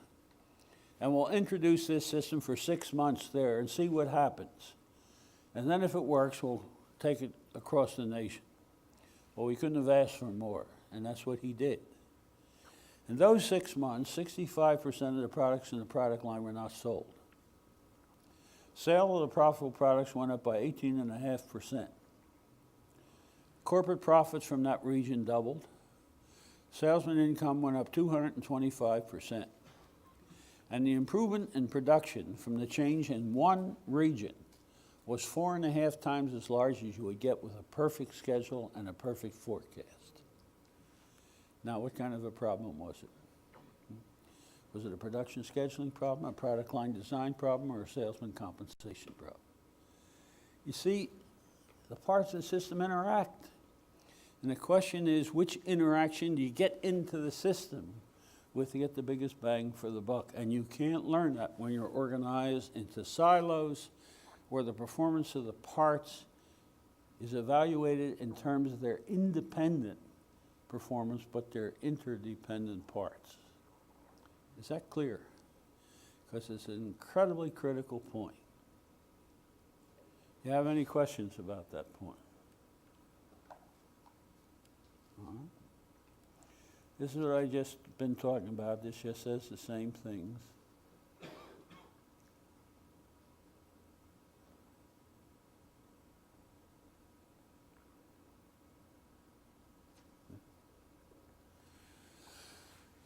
Another thing you're not taught in school. There are multiple ways of dealing with a problem. Now, you instinctively, just in the course of growing up by osmosis, learn 2 ways. And if you were lucky, went to an advanced educational institution, you learned a 3rd way. But there are 4 ways that are possible. The first way is problem absolution. The problem arises, you say, oh, to hell with it. Leave it alone. It'll solve itself. It'll go away. This is the way parents solve most of the problems that their kids get into. The kids are fighting, let them alone. They'll work it out. That's absolution. Management by default. Now, we actually had an administration of the United States where that was the conscious policy strategy of decision making. That was Eisenhower. When Eisenhower came into the presidency, the country was doing reasonably well, and he said, let well enough alone. It's the reformers that make things worse by trying to make them better. So don't rock the boat. Let nature take its course. They were all policies of do as little as you possibly can. When you have to do something, make sure you don't interfere too much. Absolution. That works pretty well under two conditions. One is that you're doing pretty well and the environment isn't changing. Well, needless to say, that's no longer true. It may have been true in the early 50s, but it's no longer true. Imagine trying to fly an airplane through a hurricane on automatic pilot. You can't do it. The only equilibrium that's possible in a turbulent environment is dynamic. So the way we normally deal with the problem is resolution. It's based on past experience in two ways. A problem arises, you say to yourself, did I ever have this problem before? Well, I had something pretty much like it. What did I do the last time? Did it work? Could I do it now, or do I have to modify it a little bit? In other words, you're using past experience and common sense and judgment to figure out what to do in the current situation where your objective is to do better than doing nothing. That's called satisficing, to do well enough without doing the best that's possible. The alternative way to resolve a problem is, I didn't have this problem before. What happened to create it? You look for what's to blame. If I can find out that you were the cause of the problem, I eliminate you and I'm back to where I was. So in either strategy, I'm trying to go back to a previous state that was better than the current state. That's resolution. Re is back solving. It wasn't until World War II that we developed a third way of treating problems, and that occurred in England in 1938. The Battle of Britain began in 1938 when the Germans began to bomb hell out of England, and England had no effective defense. It did have anti-aircraft, which was new at that time, but it didn't know how to use it. And it was ineffective. The Germans were bombing England at a couple thousand feet. They were practically down on the ground. In desperation, the British government asked the Nobel Prize-winning physicist, P.M.S. Blackett, to organize a group to look and see if they could improve the use of anti-aircraft. Blackett did a curious thing. He organized a group of 6 other scientists, each one drawn from a different discipline. He had a geographer, a geometer, a biologist, a psychologist, an economist, and so on. And this group got to be called Blackett's Circus. None of them knew a damn thing about anti-aircraft, but they went to work on the problem. And in several months, they came out with a proposed reallocation of anti-aircraft installations and a different principle for their use, which the British accepted out of desperation. It increased the effectiveness by over 300%, and the British were tickled pink. They said, this is a good thing, so we need more of it. They organized groups of scientists, 5 to 8, and put them every place they could throughout the military. Now, the British military, like the American, is divided into 5 functions: administration, intelligence, operations, and logistics. And they wanted to put these groups where they could do the most good. That means where they come in contact with the enemy. That was operations. So these groups of scientists were placed in commands of operations and got to be called operational research. Our liaison officers from this country in Britain, watching this development, imported it here immediately, and it became a major component of the World War II effort on both sides of the Atlantic. At the end of the war, the British published a book on the reasons the Allies succeeded, and it attributed it to 3 technological developments: radar, sonar, and operational research.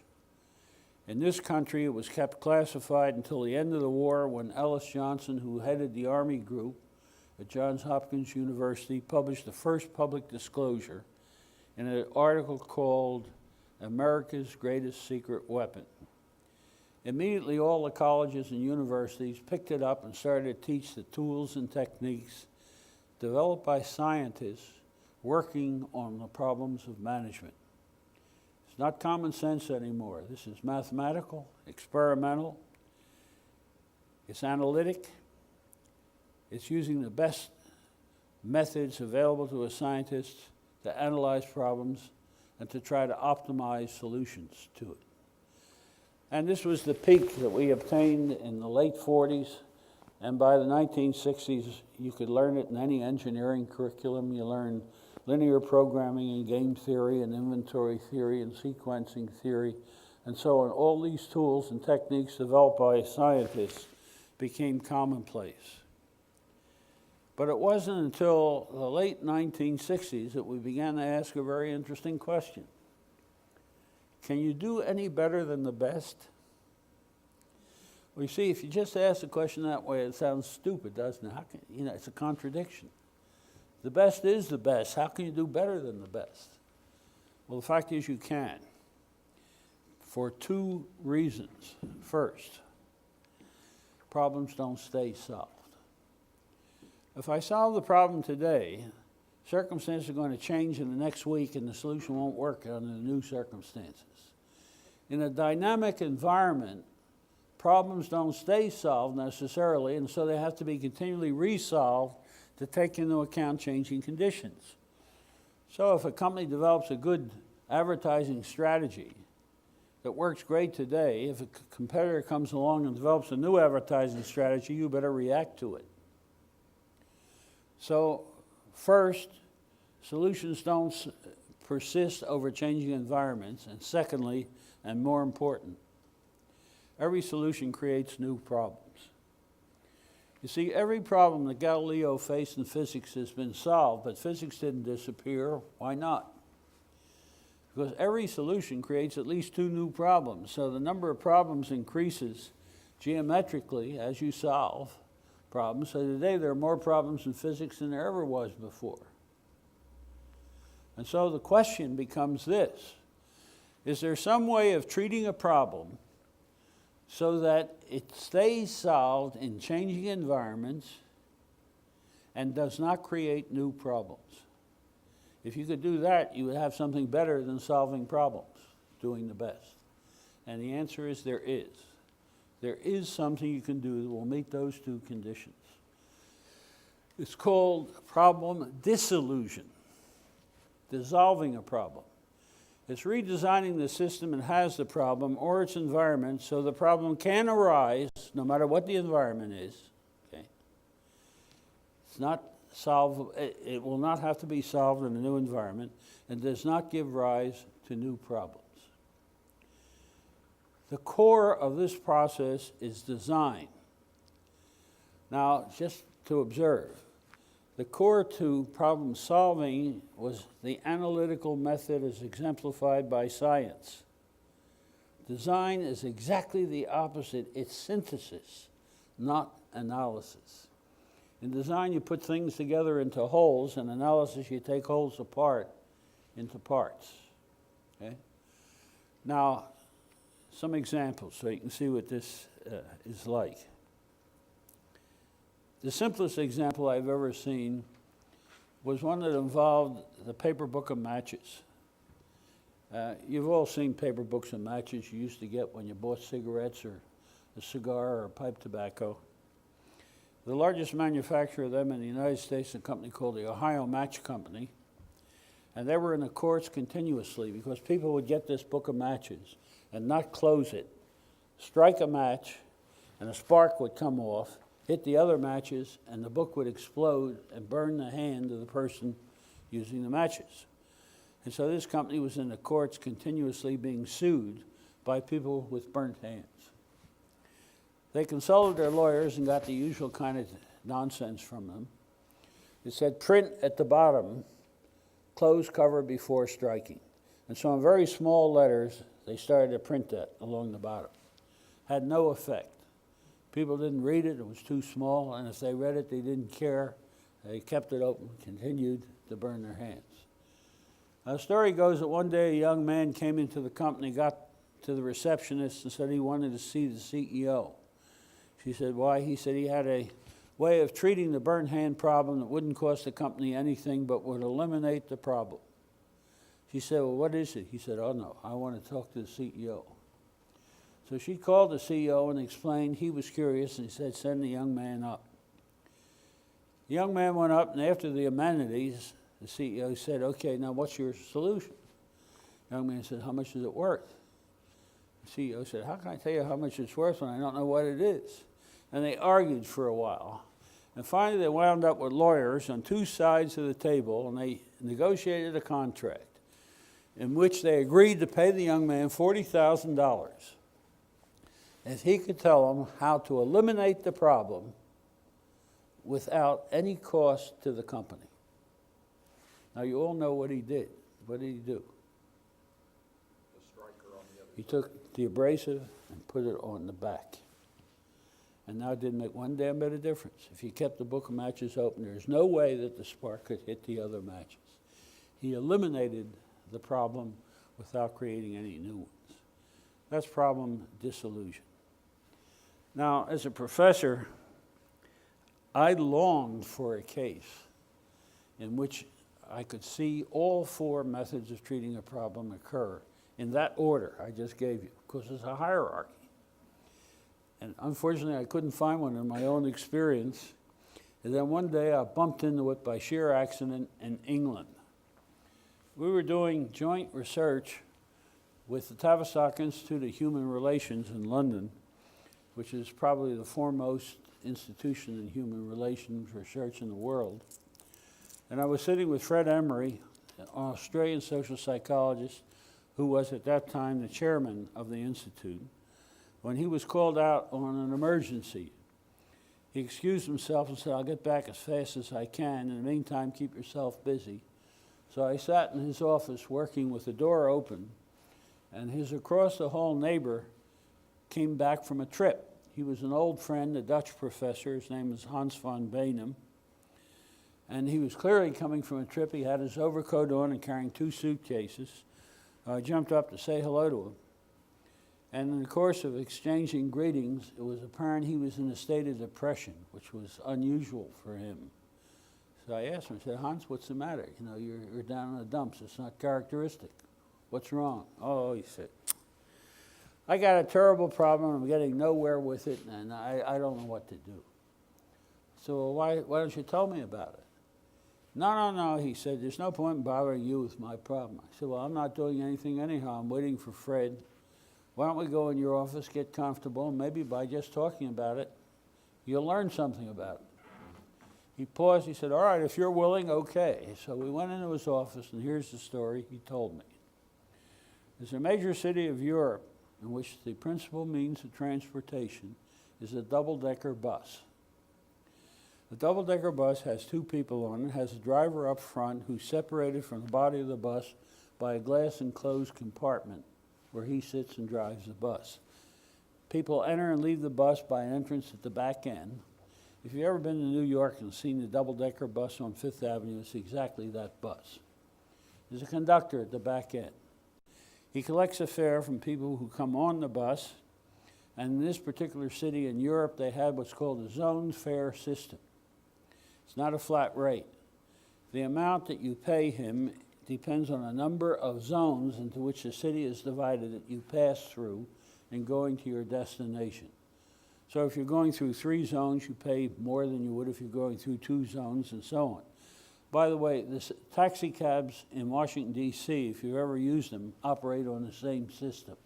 It's called a zone fare system. He gives you a receipt, and you're supposed to check the receipt when you get off the bus and make sure you didn't cheat. So you don't get on and say, I'm going to zone 3, when actually you're going to zone 5 and you didn't pay for 2 additional zones. He also has a third function, which we'll see in a moment. Now, the management of this system, this is all the story that's being told to me, decided to increase his productivity by introducing incentives. That was very simple for the driver. They gave him a schedule of the times he was expected to arrive and depart from the terminal at each end of the run, put a time clock in the terminals, and gave him a time card. So every time he entered a terminal, he checked in, and when he left the terminal, he checked out. At the end of the week, they calculated how close he kept the schedule, and his compensation was a function of that deviation. He made more under this system than he had under the old fixed salary system, and the improvement was noticeable in the performance of the system. Now, the conductor was harder.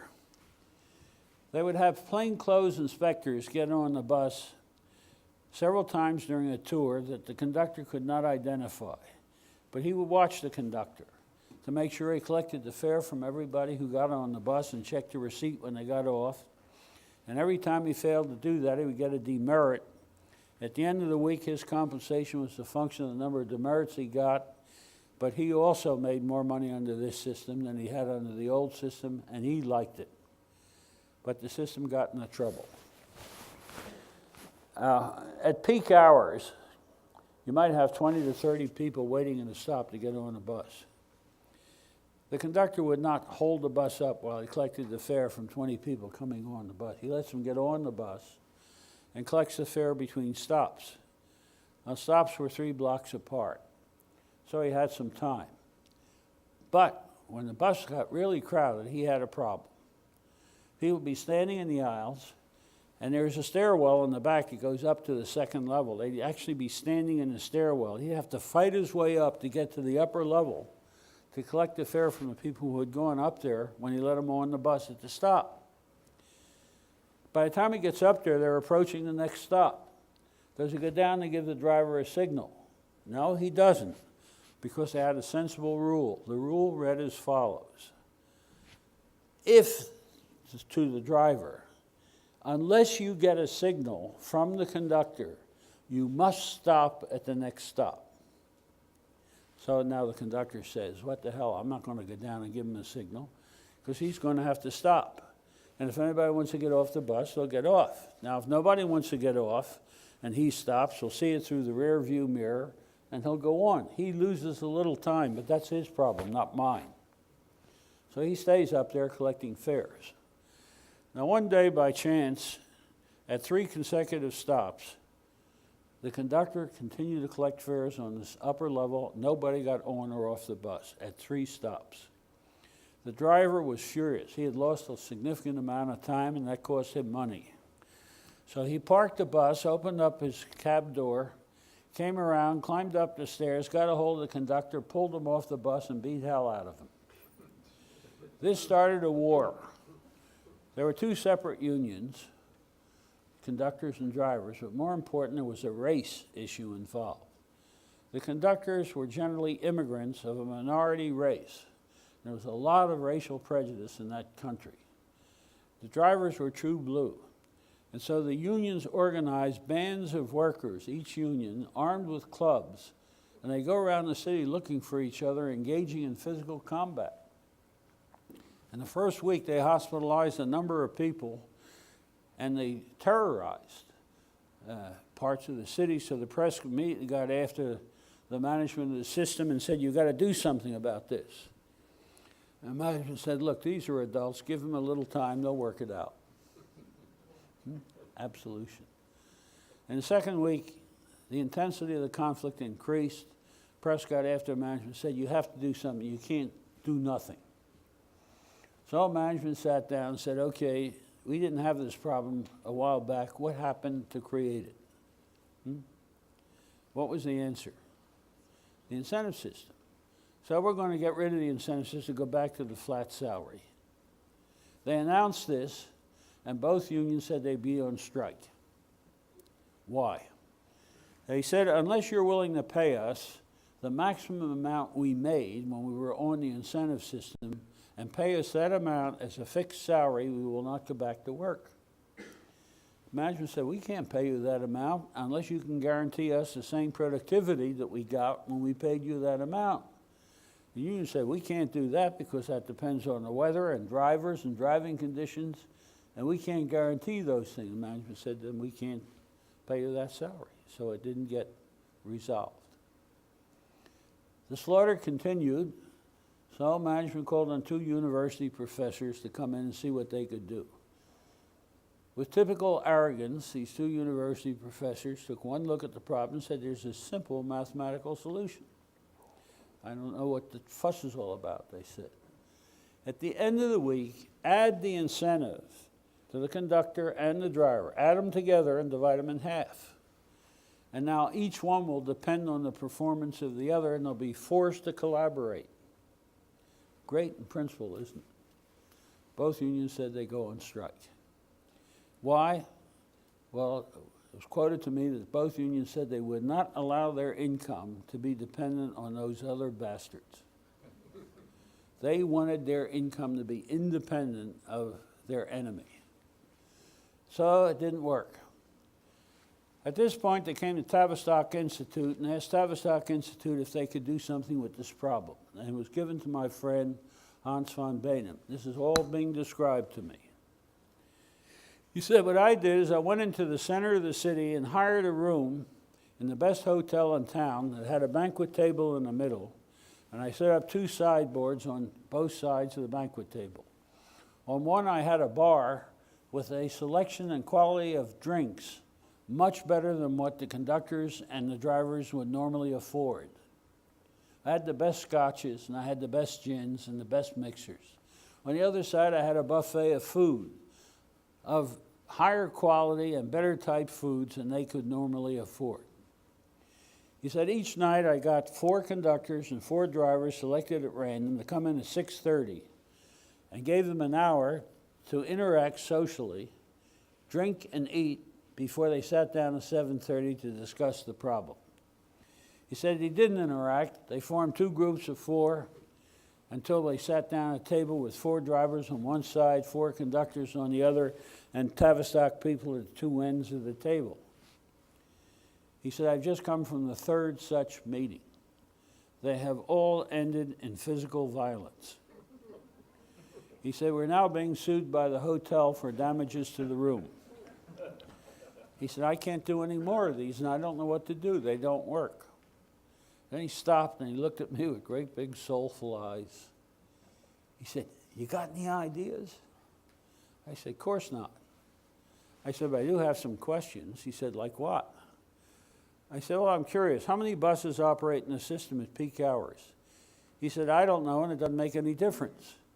He said, you have the problem whether you got 10 buses or 1,000 buses. What difference does it make? I said, well, the bus is a part of a system. And I don't have any idea what the containing system is like. And I can't look at a problem as separate from the system of which it's a part. I've got to know how it interacts. He said, but it won't do you any good because the problem is independent of the number of stops. I said, well, just tell me where I can find out and I'll go do it. And he wouldn't let me. He came with me to the files, we hunted up, and there were 1,250 buses operating in the system at peak hours. It's a big system. He looked at me and says, all right, now what do you want to know? I said, well, it's raising another question. How many stops are in the system? He said, Russ, you really don't understand the problem. You see, it doesn't make any difference how many stops there are. These are 2 people on a bus. All you require is a bus and a stop. And you have to have at least 3 stops. That's all you need for the problem. What the hell do you want to know the number of stops for? I said, because I want to understand what the containing system is like. Why? He said, I don't know until I understand the system. He said, well, I don't know, and the only way we can find out is get a map and count them. I said, all right, let's get the map, I'll count them. Well, he reluctantly got the map, and we counted 850 stops. Now, that meant that at peak hours, with stops 3 blocks apart, on the average, you had another bus coming while one bus was stopped.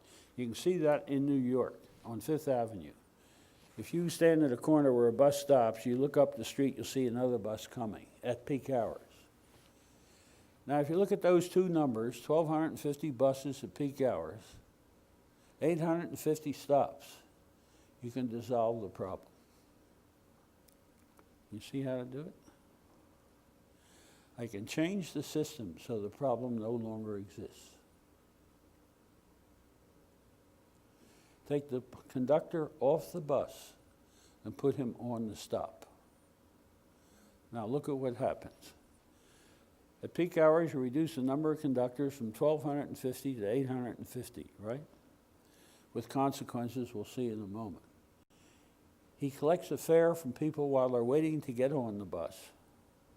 He's always at the rear door where he can check their receipts when they get off the bus.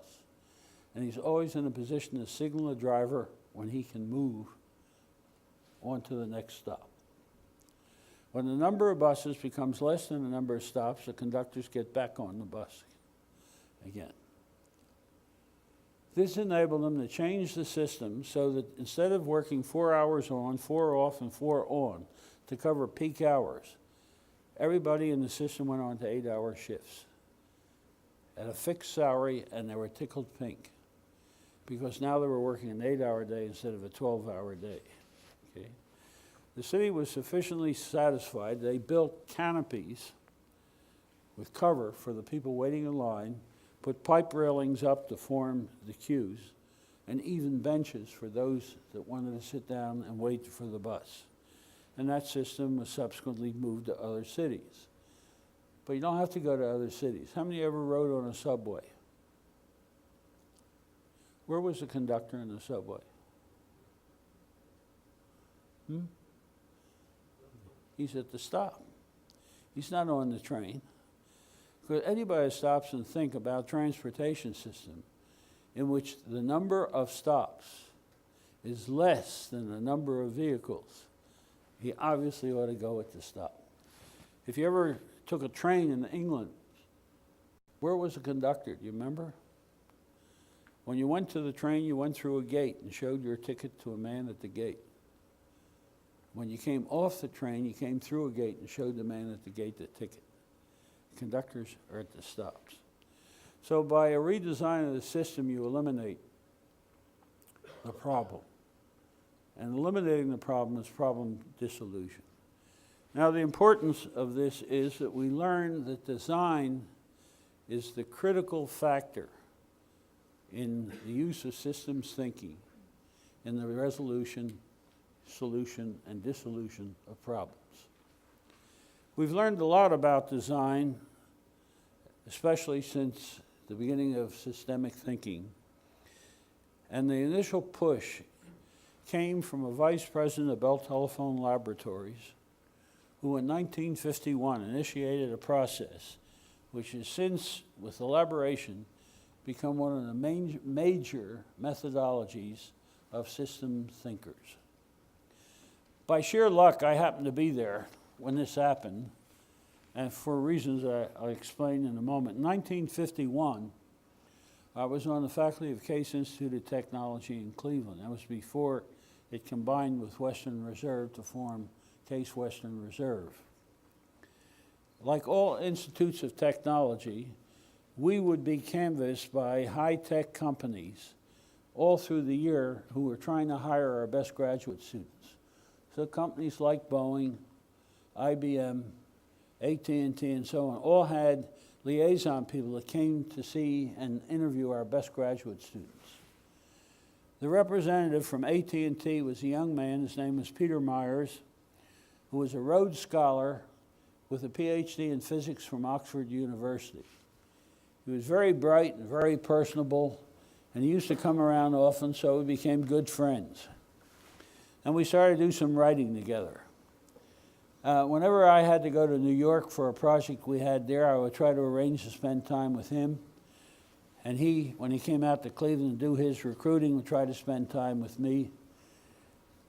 So one week in which I had to be in New York for a project on a Thursday with Union Carbide, I phoned him at the beginning of the week and said, I got to be in New York on Thursday. I'm free on Wednesday.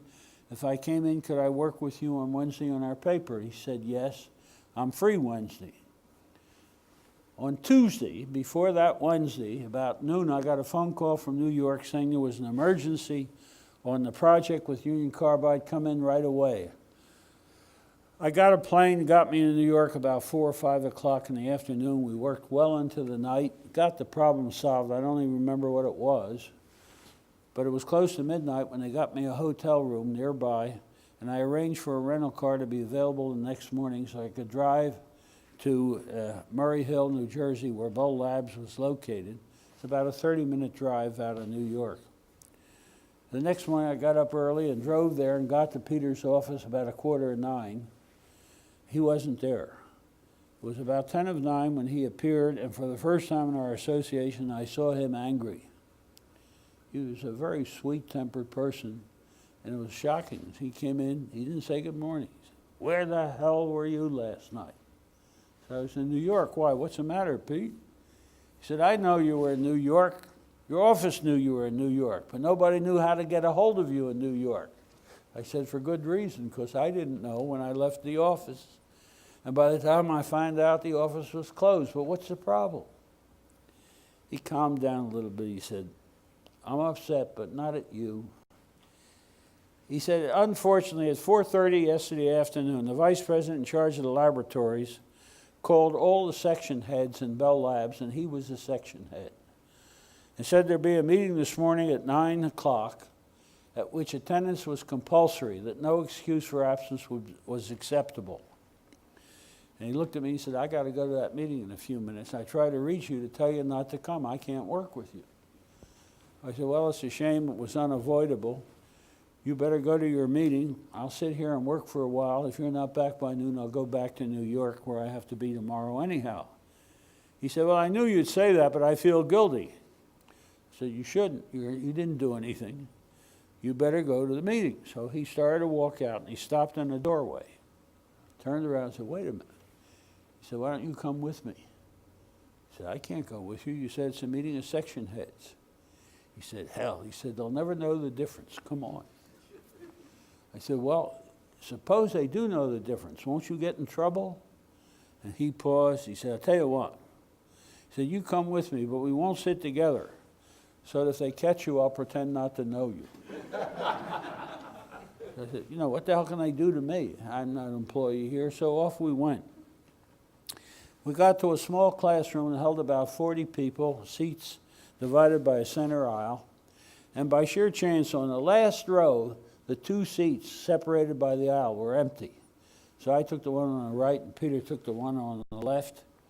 And we could talk across the aisle, but we obviously were not there together. And the vice president wasn't there yet, and that was unusual.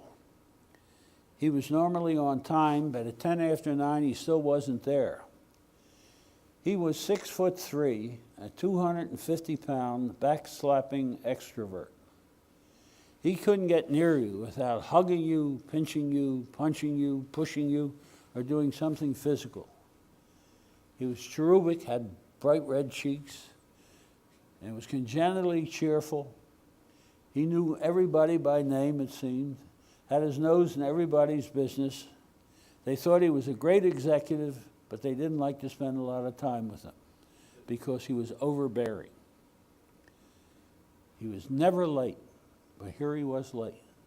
So there was a good deal of anxiety in the room, and it wasn't until about 9:15 that the back door opened, and they have one of these devices that closes the door, you know, the pneumatic device, and it squeaked. Everybody turned around and looked, and they knew immediately there was a crisis. He was bent over. He was a pasty gray.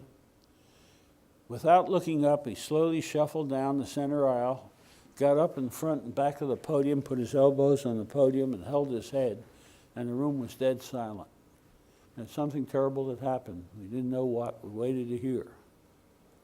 He finally looked up and he said, "Gentlemen," in a very weak voice, "the telephone system of the United States was destroyed last night." And he looked down. Now, the room broke out in a hubbub because we knew damn well it wasn't true. For two reasons. First of all, a number of us had used the telephone that morning. But a more important reason, you can't destroy the telephone system in the United States. You know why? Because it's not a system. It's a network. See, the difference between a network and a system is a network doesn't have any essential parts.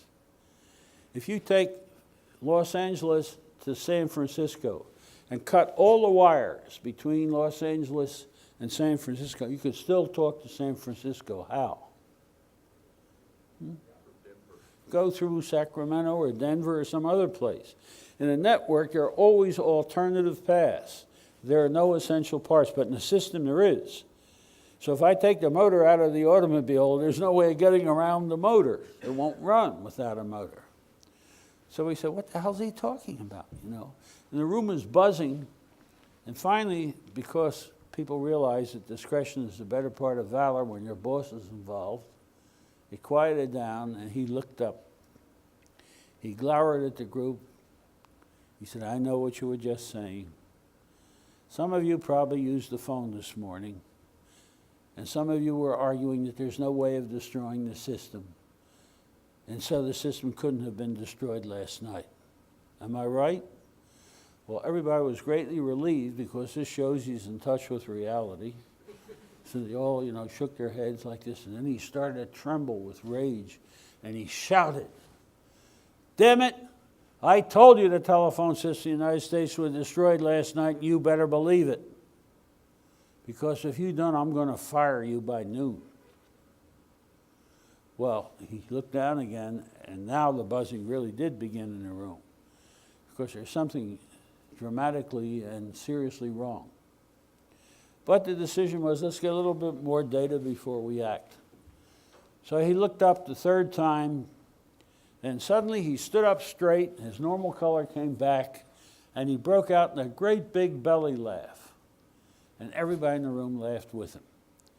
They didn't know what the hell they were laughing at, but the relief was so great, because clearly it was now a trick, that they laughed to get rid of the build-up anxiety. When it quieted down, he now, in his perfectly normal voice, said to the group, what was that all about? He said, I'm going to tell you, but before I do, I want to make two things absolutely clear. Number one, the telephone system in the United States was destroyed last night, and you better believe it, because if you don't, by noon, I'm going to fire you. Now, why? He reached in his coat pocket and pulled out a sheet of paper that was folded, covered with handwriting. Held it up like this, and he said, in the last issue of the Scientific American, the journal written on science for the average person, there was a study reported that said that this laboratory, Bell Labs, is the best industrially based research and development laboratory in the world. And I believe that, he said. Is there anybody in the room who doesn't? Well, nobody raised their hand, obviously. He said, you see this? I decided to make a list of the major contributions we've made to the development of the telephone which have earned us this reputation.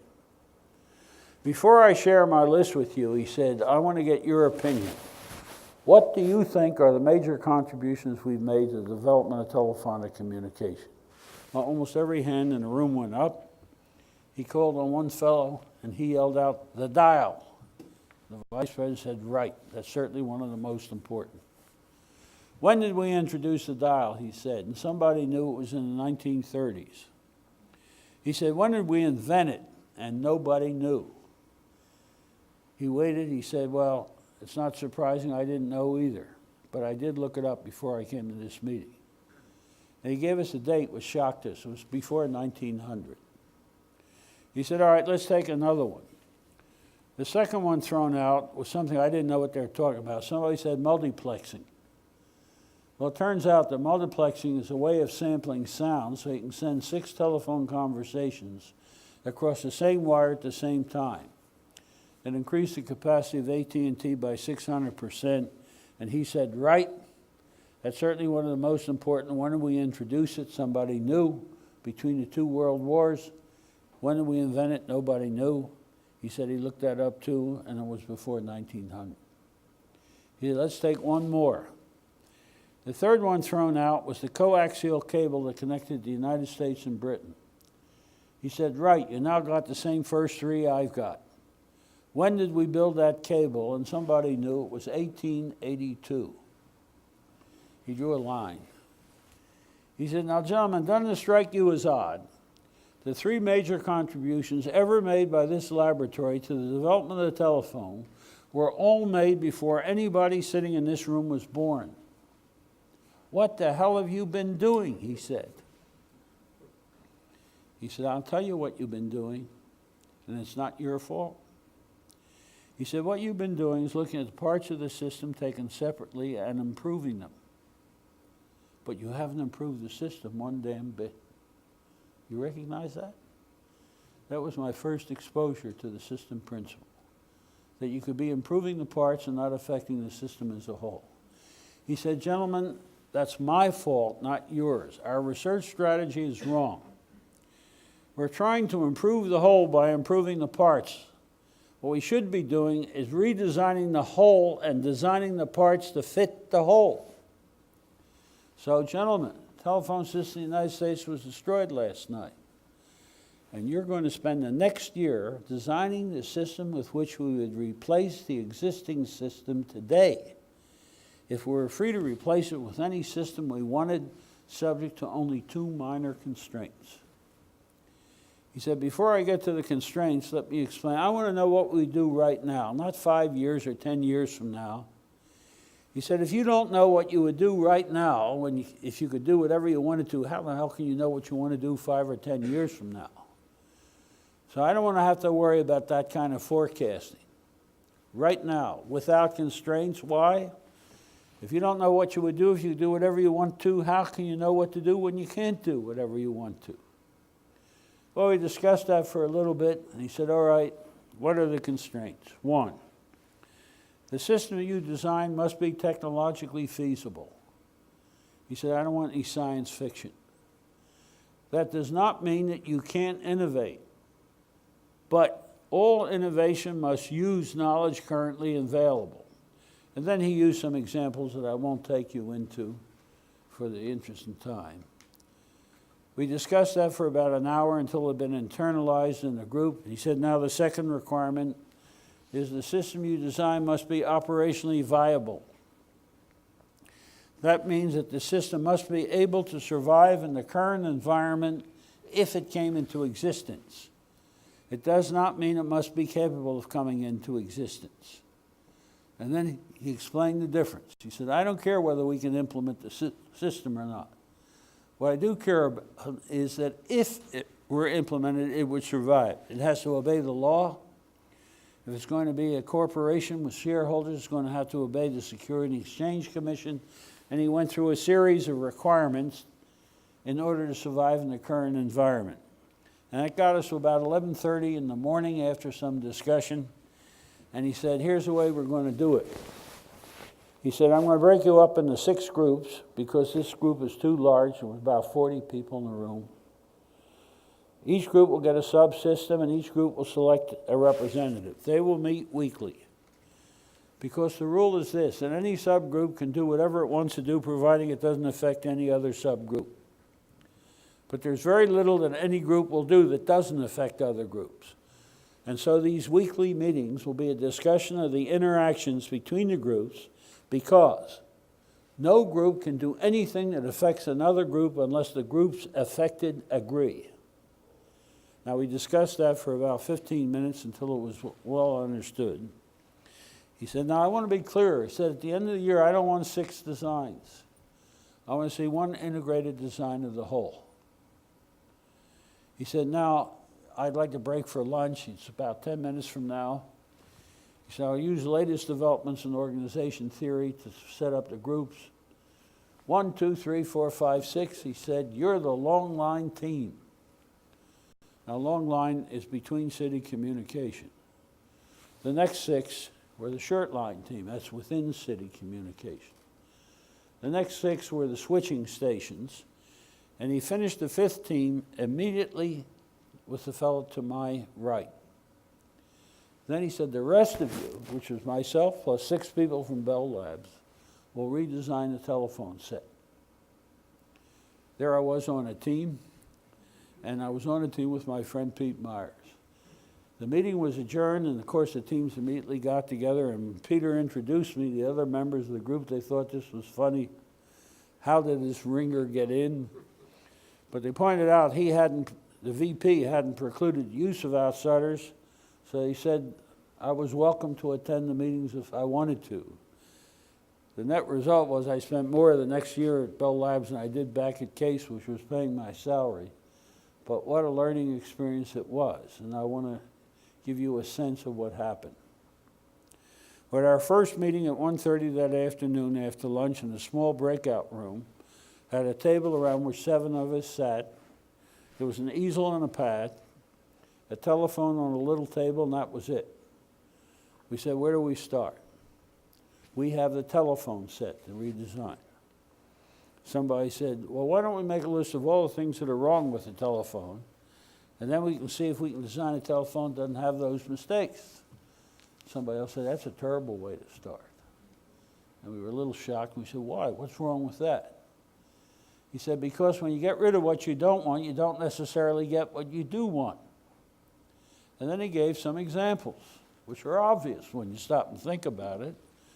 If you turn on a television set, you're very unlikely to get a program you want.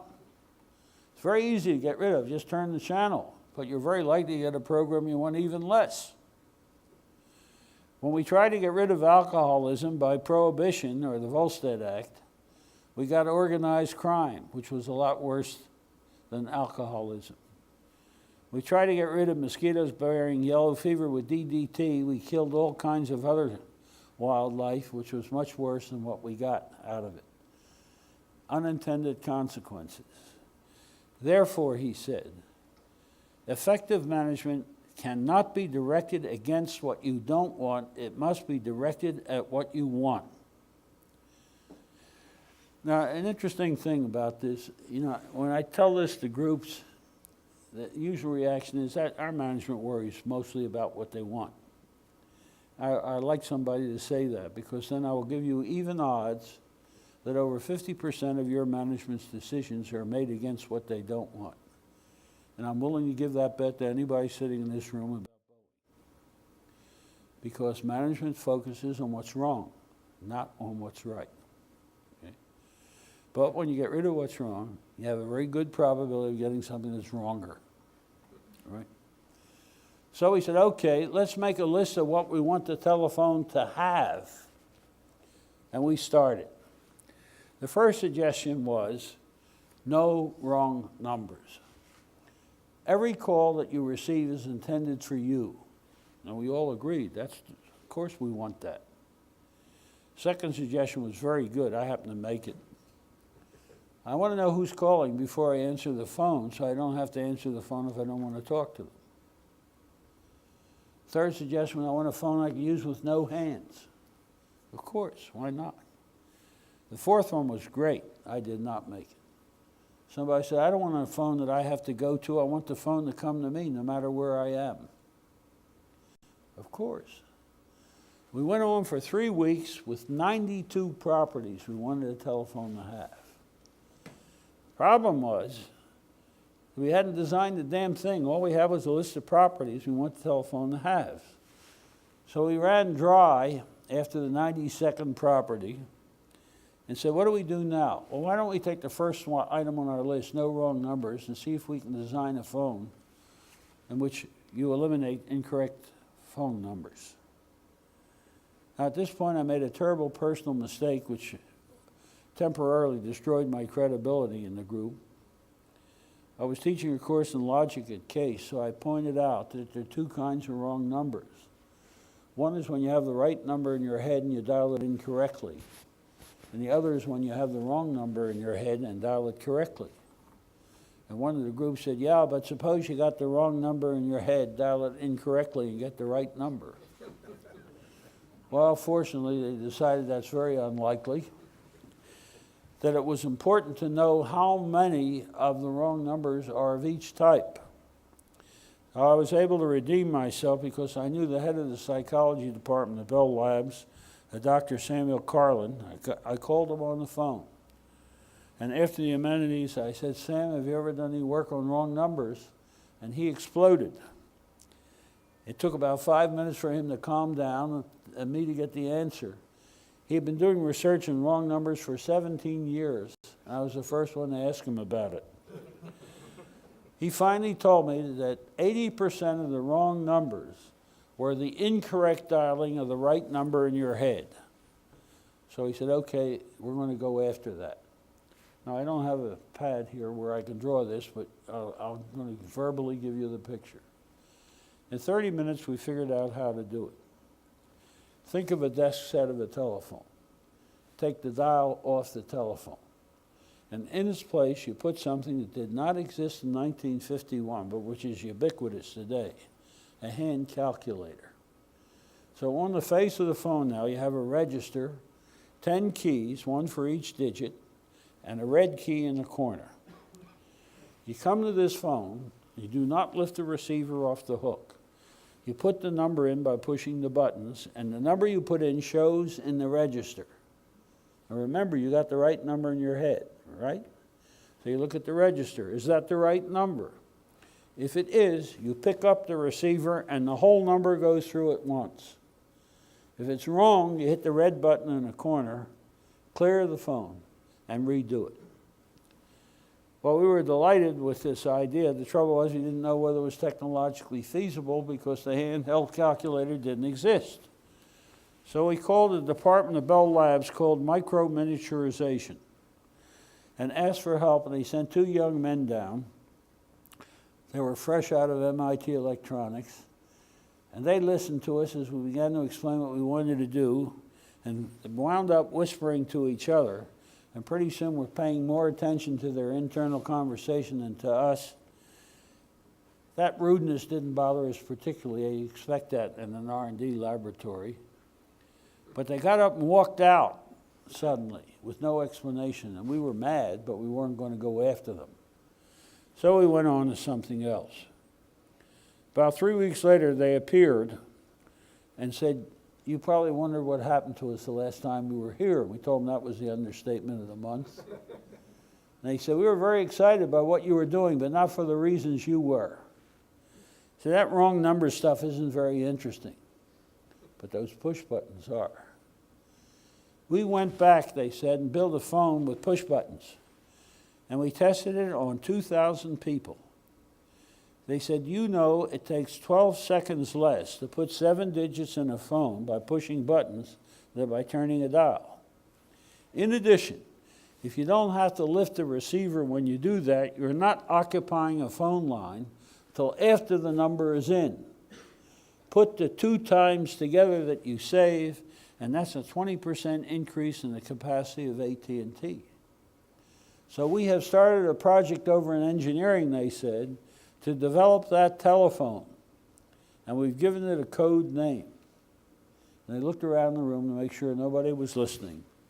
And they told us the code name, Touchtone. That's where the Touchtone telephone came from. Now, every change that has occurred to the telephone since 1953 came out of that project, except 2, which I'll tell you about in a moment. Anybody got a handheld phone here? Mine's in the bag. If you hold it up, it's exactly what I just described. It's got a computer on the front side, right? You got each digit, and you got a clear button. You don't have a receiver to pick up, but when the number is in and it's right, what do? You press a button, which is lift the receiver up. It doesn't occupy the line until the number goes in. If it's the wrong number, what do? You hit a red button and clear it. There it is. There's the phone. In 1952, we built the first mobile phone. We didn't have satellites then, so it wasn't that kind of technology. The original phone was a radio broadcasting station, a tiny one, and the receiver was a radio, so it had a very limited range, and it wasn't very popular or very useful because of the limited range. But once the satellites became available, the whole technology changed and this thing blossomed. The 2 things that we did not anticipate in 1951 were, first, pictures. We did not anticipate that, and then the internet. Those 2 changes came later. We had not guessed at those technologies. But every other change, call forwarding, automatic redialing, of course, it's a phone that comes to you. You don't go to the phone. It's with you wherever you go. There's a version of that phone that's not out in the market yet, but which exists, that hangs around your neck. And like this microphone, sits here, and you can talk without the use of your hands. But more importantly, on the side, there are 5 buttons. So if I'm talking to Paris, as I did one day in the Pocono Mountains, and you call me, the first thing I do is look down and it tells me who's calling. I can send you 5 messages in my voice by pressing the right button.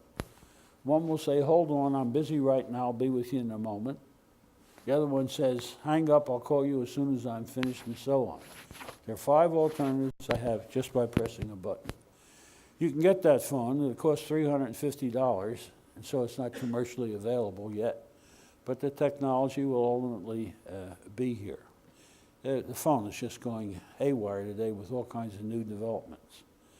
So this this process called idealized design has become the essence of systems thinking. It assumes that the existing system, but not its environment, was destroyed last night. It consists of that system. Let me go back. Its designers would have, if they could have any system they wanted, subject to 3 constraints. 2 I mentioned: technological feasibility, operational viability, and then 1 additional one. The telephone system is a mechanical system. It doesn't contain people. AT&T is an organization which contains people, and when you deal with an organization, it has to have an additional property. It has to be able to improve itself over time through experience, and therefore it must be able to learn and adapt. And this means that it's not utopian because it's capable of improvement. Utopia is always a statement of perfection. Now, the use of this process has 3 major effects on the organization that uses it. It simplifies the planning process by an order of magnitude by working backwards. See, all conventional planning starts with what's our current situation, where do we want to be 5 or 10 years from now, and how do we get from here to there? And that's the plan. So you have a vision of where you want to be out in the future, and the plan is the steps to take to get from here to there. But with idealized design, it's different in 2 important respects. First, it's where do you want to be right now, not out in the future. And then, how do I get from where I want to be back to where I am? Not how do I get from where I am to where I want to be. That sounds crazy, doesn't it? What this says is if you want to go from here to San Francisco and want to know the best way to go, you can get a map and chart each one of the different paths you can take to get there, and then pick the shortest one. And I'll tell you, that's stupid. The best way to find that out is get the shortest route from San Francisco back to Canoga Park. You say, wait a minute, that doesn't make any sense. Suppose I'm in San Francisco and want to go to Canoga Park. Are you telling me that I ought to get the best route back from Canoga Park to San Francisco? And I say, yeah. That doesn't make any sense. Why? How should finding the shortest route between 2 points depend on which point I'm at? But it does. And that was a great discovery in the 1950s by Richard Bellman at the University of Southern California. The principle is called dynamic programming. The interesting thing is children know it. They don't know it, can't explain it. You ever watch a child solve a maze? How do they solve a maze? From the exit to the entrance. It's always easier than from the entrance to the exit. Now, why? Well, first let's take a very, very simple example. 64 players enter the Wimbledon tennis tournament. Okay? How many first-round matches will there have to be? 32, obviously. How many second-round matches? 16. Next round. 8. Next round. 4. Next. 2. Next. 1. 1. So you add up 32 plus 16 plus 8 plus 4 plus 2 plus 1. I can tell you, if you add them up, you get 63. Okay? Now, instead of starting at the beginning of the tournament, let's start at the end. The tournament's over. 64 players entered. How many losers did there have to be? 63. No arithmetic. Now, if you want to see the advantage, suppose 57 players entered the tournament. Now, how many first-round matches? You don't know. Because you've got to calculate. What you've got to do is you're going to have to give passes, or what's called a bye, to a certain number of players who will not have to play in the first round, so that that number plus the number of winners in the first round turn out to be a power of 2. That's tricky, but not if I work backwards. If 57 players enter the tournament, how many matches are there going to have to be? 56, because there have to be 56 losers. When you work backwards, the number of alternatives you have to consider is significantly reduced. For example, one problem I once had as a kid given to me is a farmer's going to market with a bushel of apples and meets his first friend, gives him half of his bushel plus half an apple. Second friend gives him half the remaining apples plus half an apple. Third friend, half the remaining apples plus half an apple. Fourth friend, same thing, has none left. How many did he start with? Well, we did it the conventional way, started with X apples, subtract from that what he gave the first friend. 1/2 X plus 1/2. So X minus 1/2 X plus 1/2 is what he had left for the second friend. Gave him 1/2 of that, and you developed this very long equation. It's not complicated, it's just long. Took us about an hour to solve it, and when we had the solution, we gave it to the older brother who had given us the problem. And he laughed. He said, "What's the matter? We get it wrong?" He said, "No, you got it right." Then what's so funny about it? He said, "The stupid way you did it." How can it be stupid if we got the right answer? He said, "Look, stupid, suppose you start with the last friend. When I reached you, I gave you half of the remaining apples plus half an apple and had nothing left. How many did I have when I reached you?" 1. It's the only possible number. Because half of 1 is a half, plus a half is 1, and 1 from 1 is 0. Now, I couldn't have had less than 2 when I reached you. But it can't be 2, because half of 2 is 1, plus a half is 1.5, and 1.5 from 2 is not 1. So by a marvelous leap of mathematical intuition, let's try 3.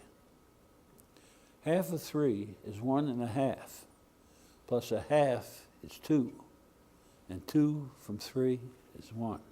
So I had 3. It can't be 6 for the same reason it couldn't be 2. So let's try 7. Half of 7 is 3.5, plus a half is 4, and 4 from 7 is 3. How many did I have to start with? Boy, you're strong in arithmetic. Multiply by 2 and add 1. How many did I start with? 15. Half of 15 is 7.5, plus a half is 8, and 8 from 15 is 7, right? 4 from 7 is 3, 2 from 3 is 1, 1 from 1 is 0. It takes 1 minute to do that problem backwards and an hour to do it frontwards. Why? When I started frontwards, I start with X. How many values can X take on? Any positive integer. How many positive integers are there? Now, you certainly must know the answer to that question. How many positive integers are there? Infinite, right. When I started backwards, how many different numbers could satisfy his condition? 1. The difference between infinity and 1 is very large. And that's why working backwards is so strong. So this is one of the advantages of having an idealized design, is you plan backwards from the design to where you are. It completely changes your idea of what is feasible. I'll give you a very simple example. I knew a housewife who every morning in England to go shopping stopped at Marks and Spencer's, the biggest retail chain in England, to cash a check.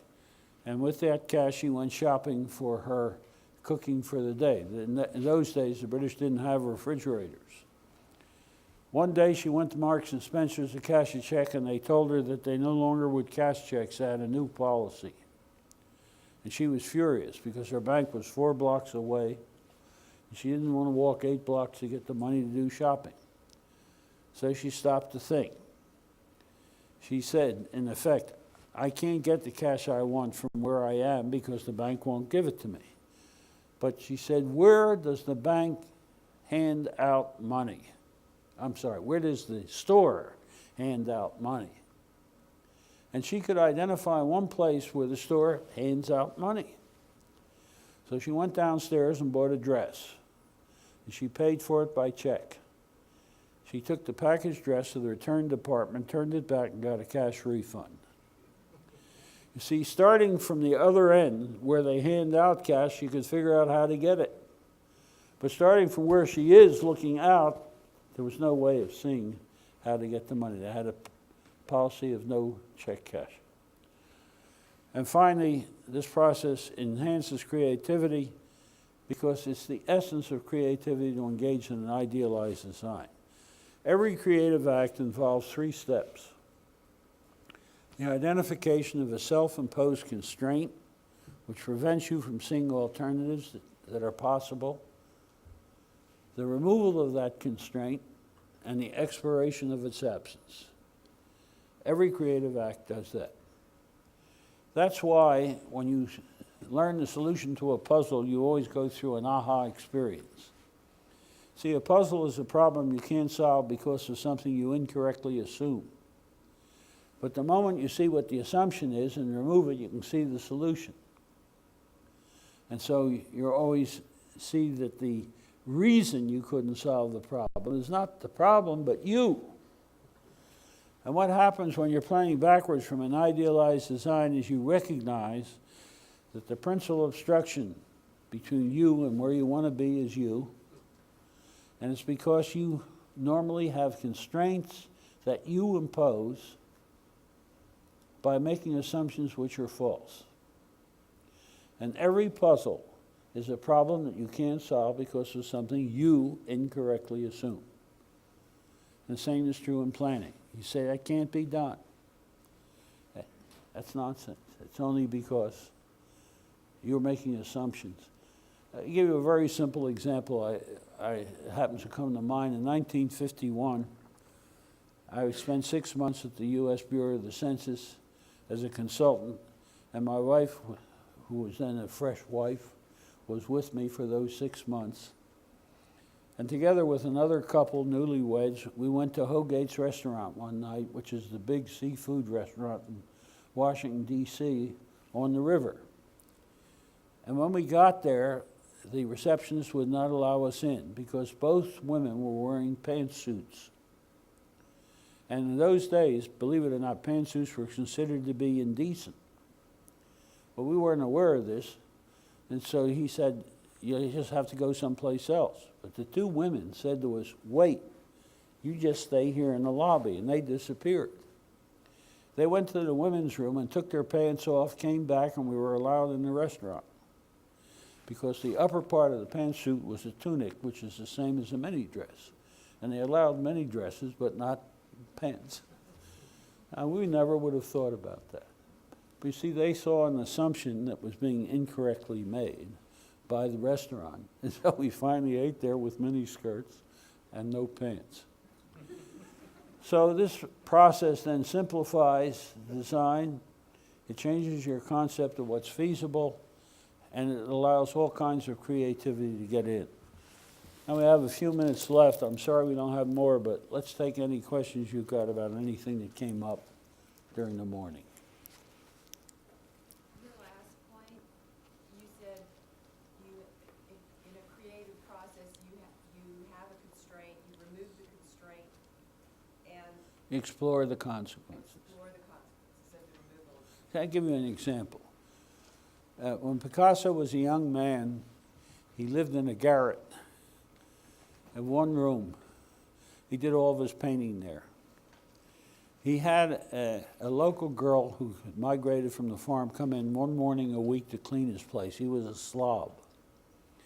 And he was painting away one day when she was cleaning around the room, and he looked at her and said, boy, she's got a marvelous face. I would like to do a painting of her full face. So he asked her if she would come and sit for him at no fee, but she was flattered and said, sure. So at the appropriate time she came, and he set up a chair, put the easel in front, sat her down and looked at her and said, oh God, her face is marvelous. And then he got his paints ready, and he recognized he had forgotten the turpentine.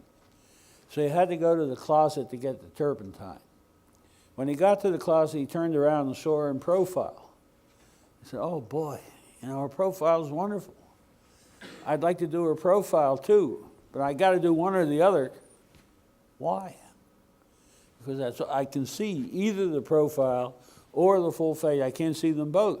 Wait a minute, he said. He ran upstairs and went to one of his neighbors who he knew had these full-length mirrors, that stand freestanding. He brought 2 of them down and located them in such a way that he could see her both ways, full face and in profile simultaneously.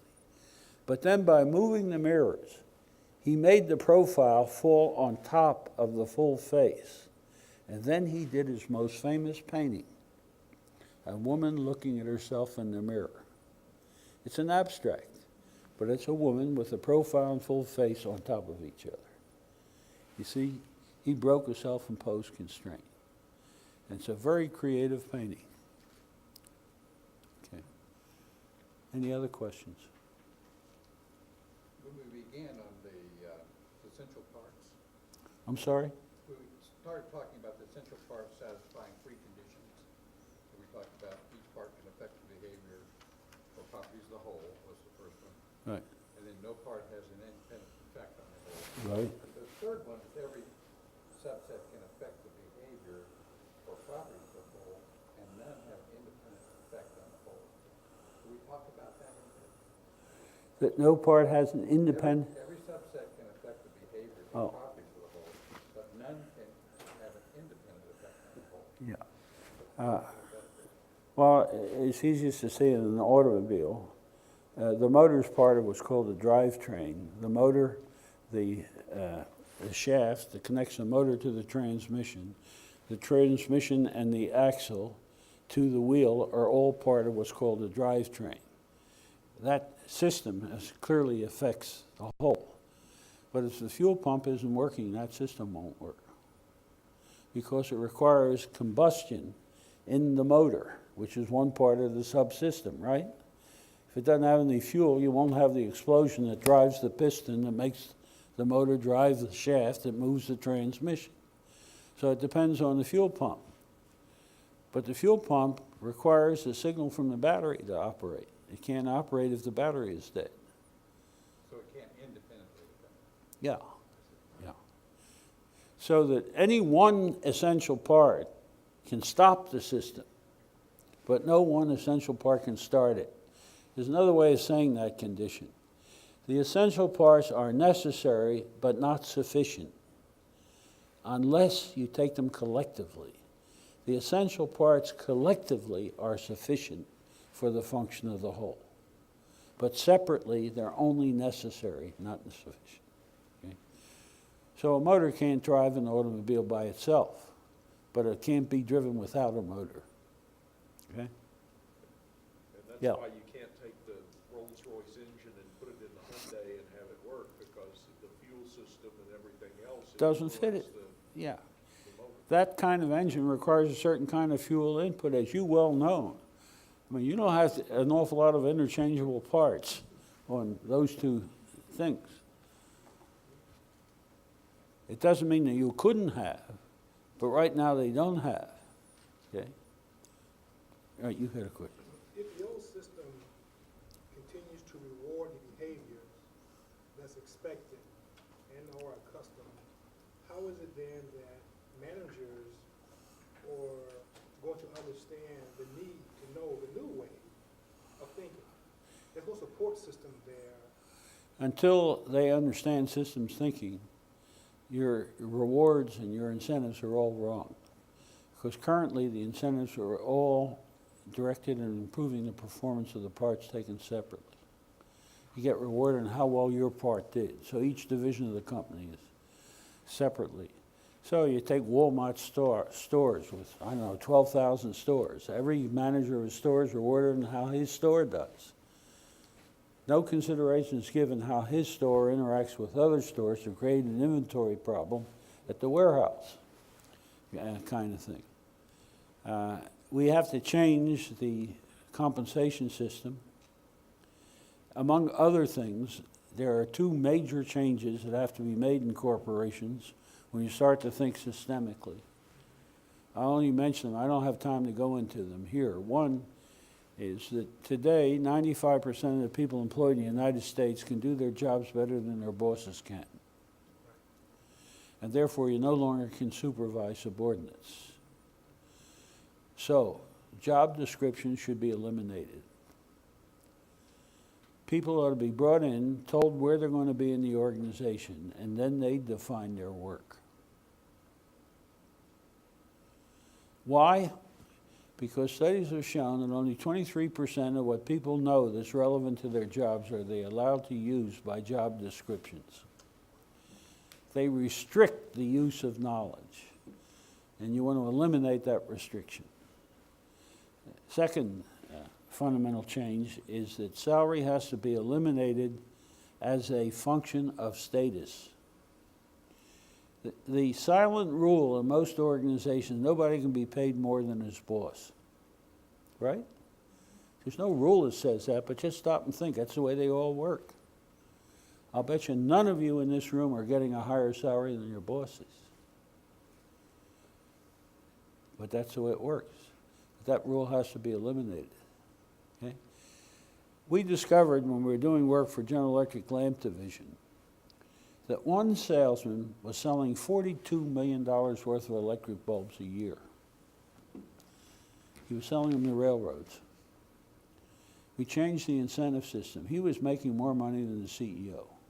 For good reason. The company could do without the CEO much easier than they could do without that salesman.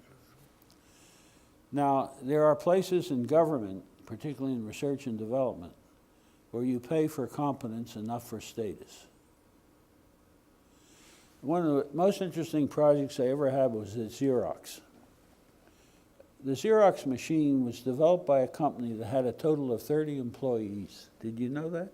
A little tiny company. The Xerox machine was an instantaneous success. It grew like mad. And the first thing they did was build a building for research and development and employed 300 people. 3 years later, they had not a single innovation. And so we were brought in as, why haven't we had a single innovation? So we asked, who are the ones that developed the first Xerox machine? And they told us who they were. They were all now managers. And we went to interview them. They were all unhappy because they wanted to be back on the laboratory table. We said, well, why aren't you? They said, well, because we couldn't afford it. Our salaries would get down. So we changed the salary structure of Xerox and took all of those people who had developed the first Xerox machine, took them out of management, brought them back into the laboratory. In 6 months, they had the color Xerox and the desktop Xerox. In 6 months. See? The salary system is preventing creativity. It's not looked at systemically. Okay, I guess we're out of time. People seem to be anxious to have a seat, so let's eat.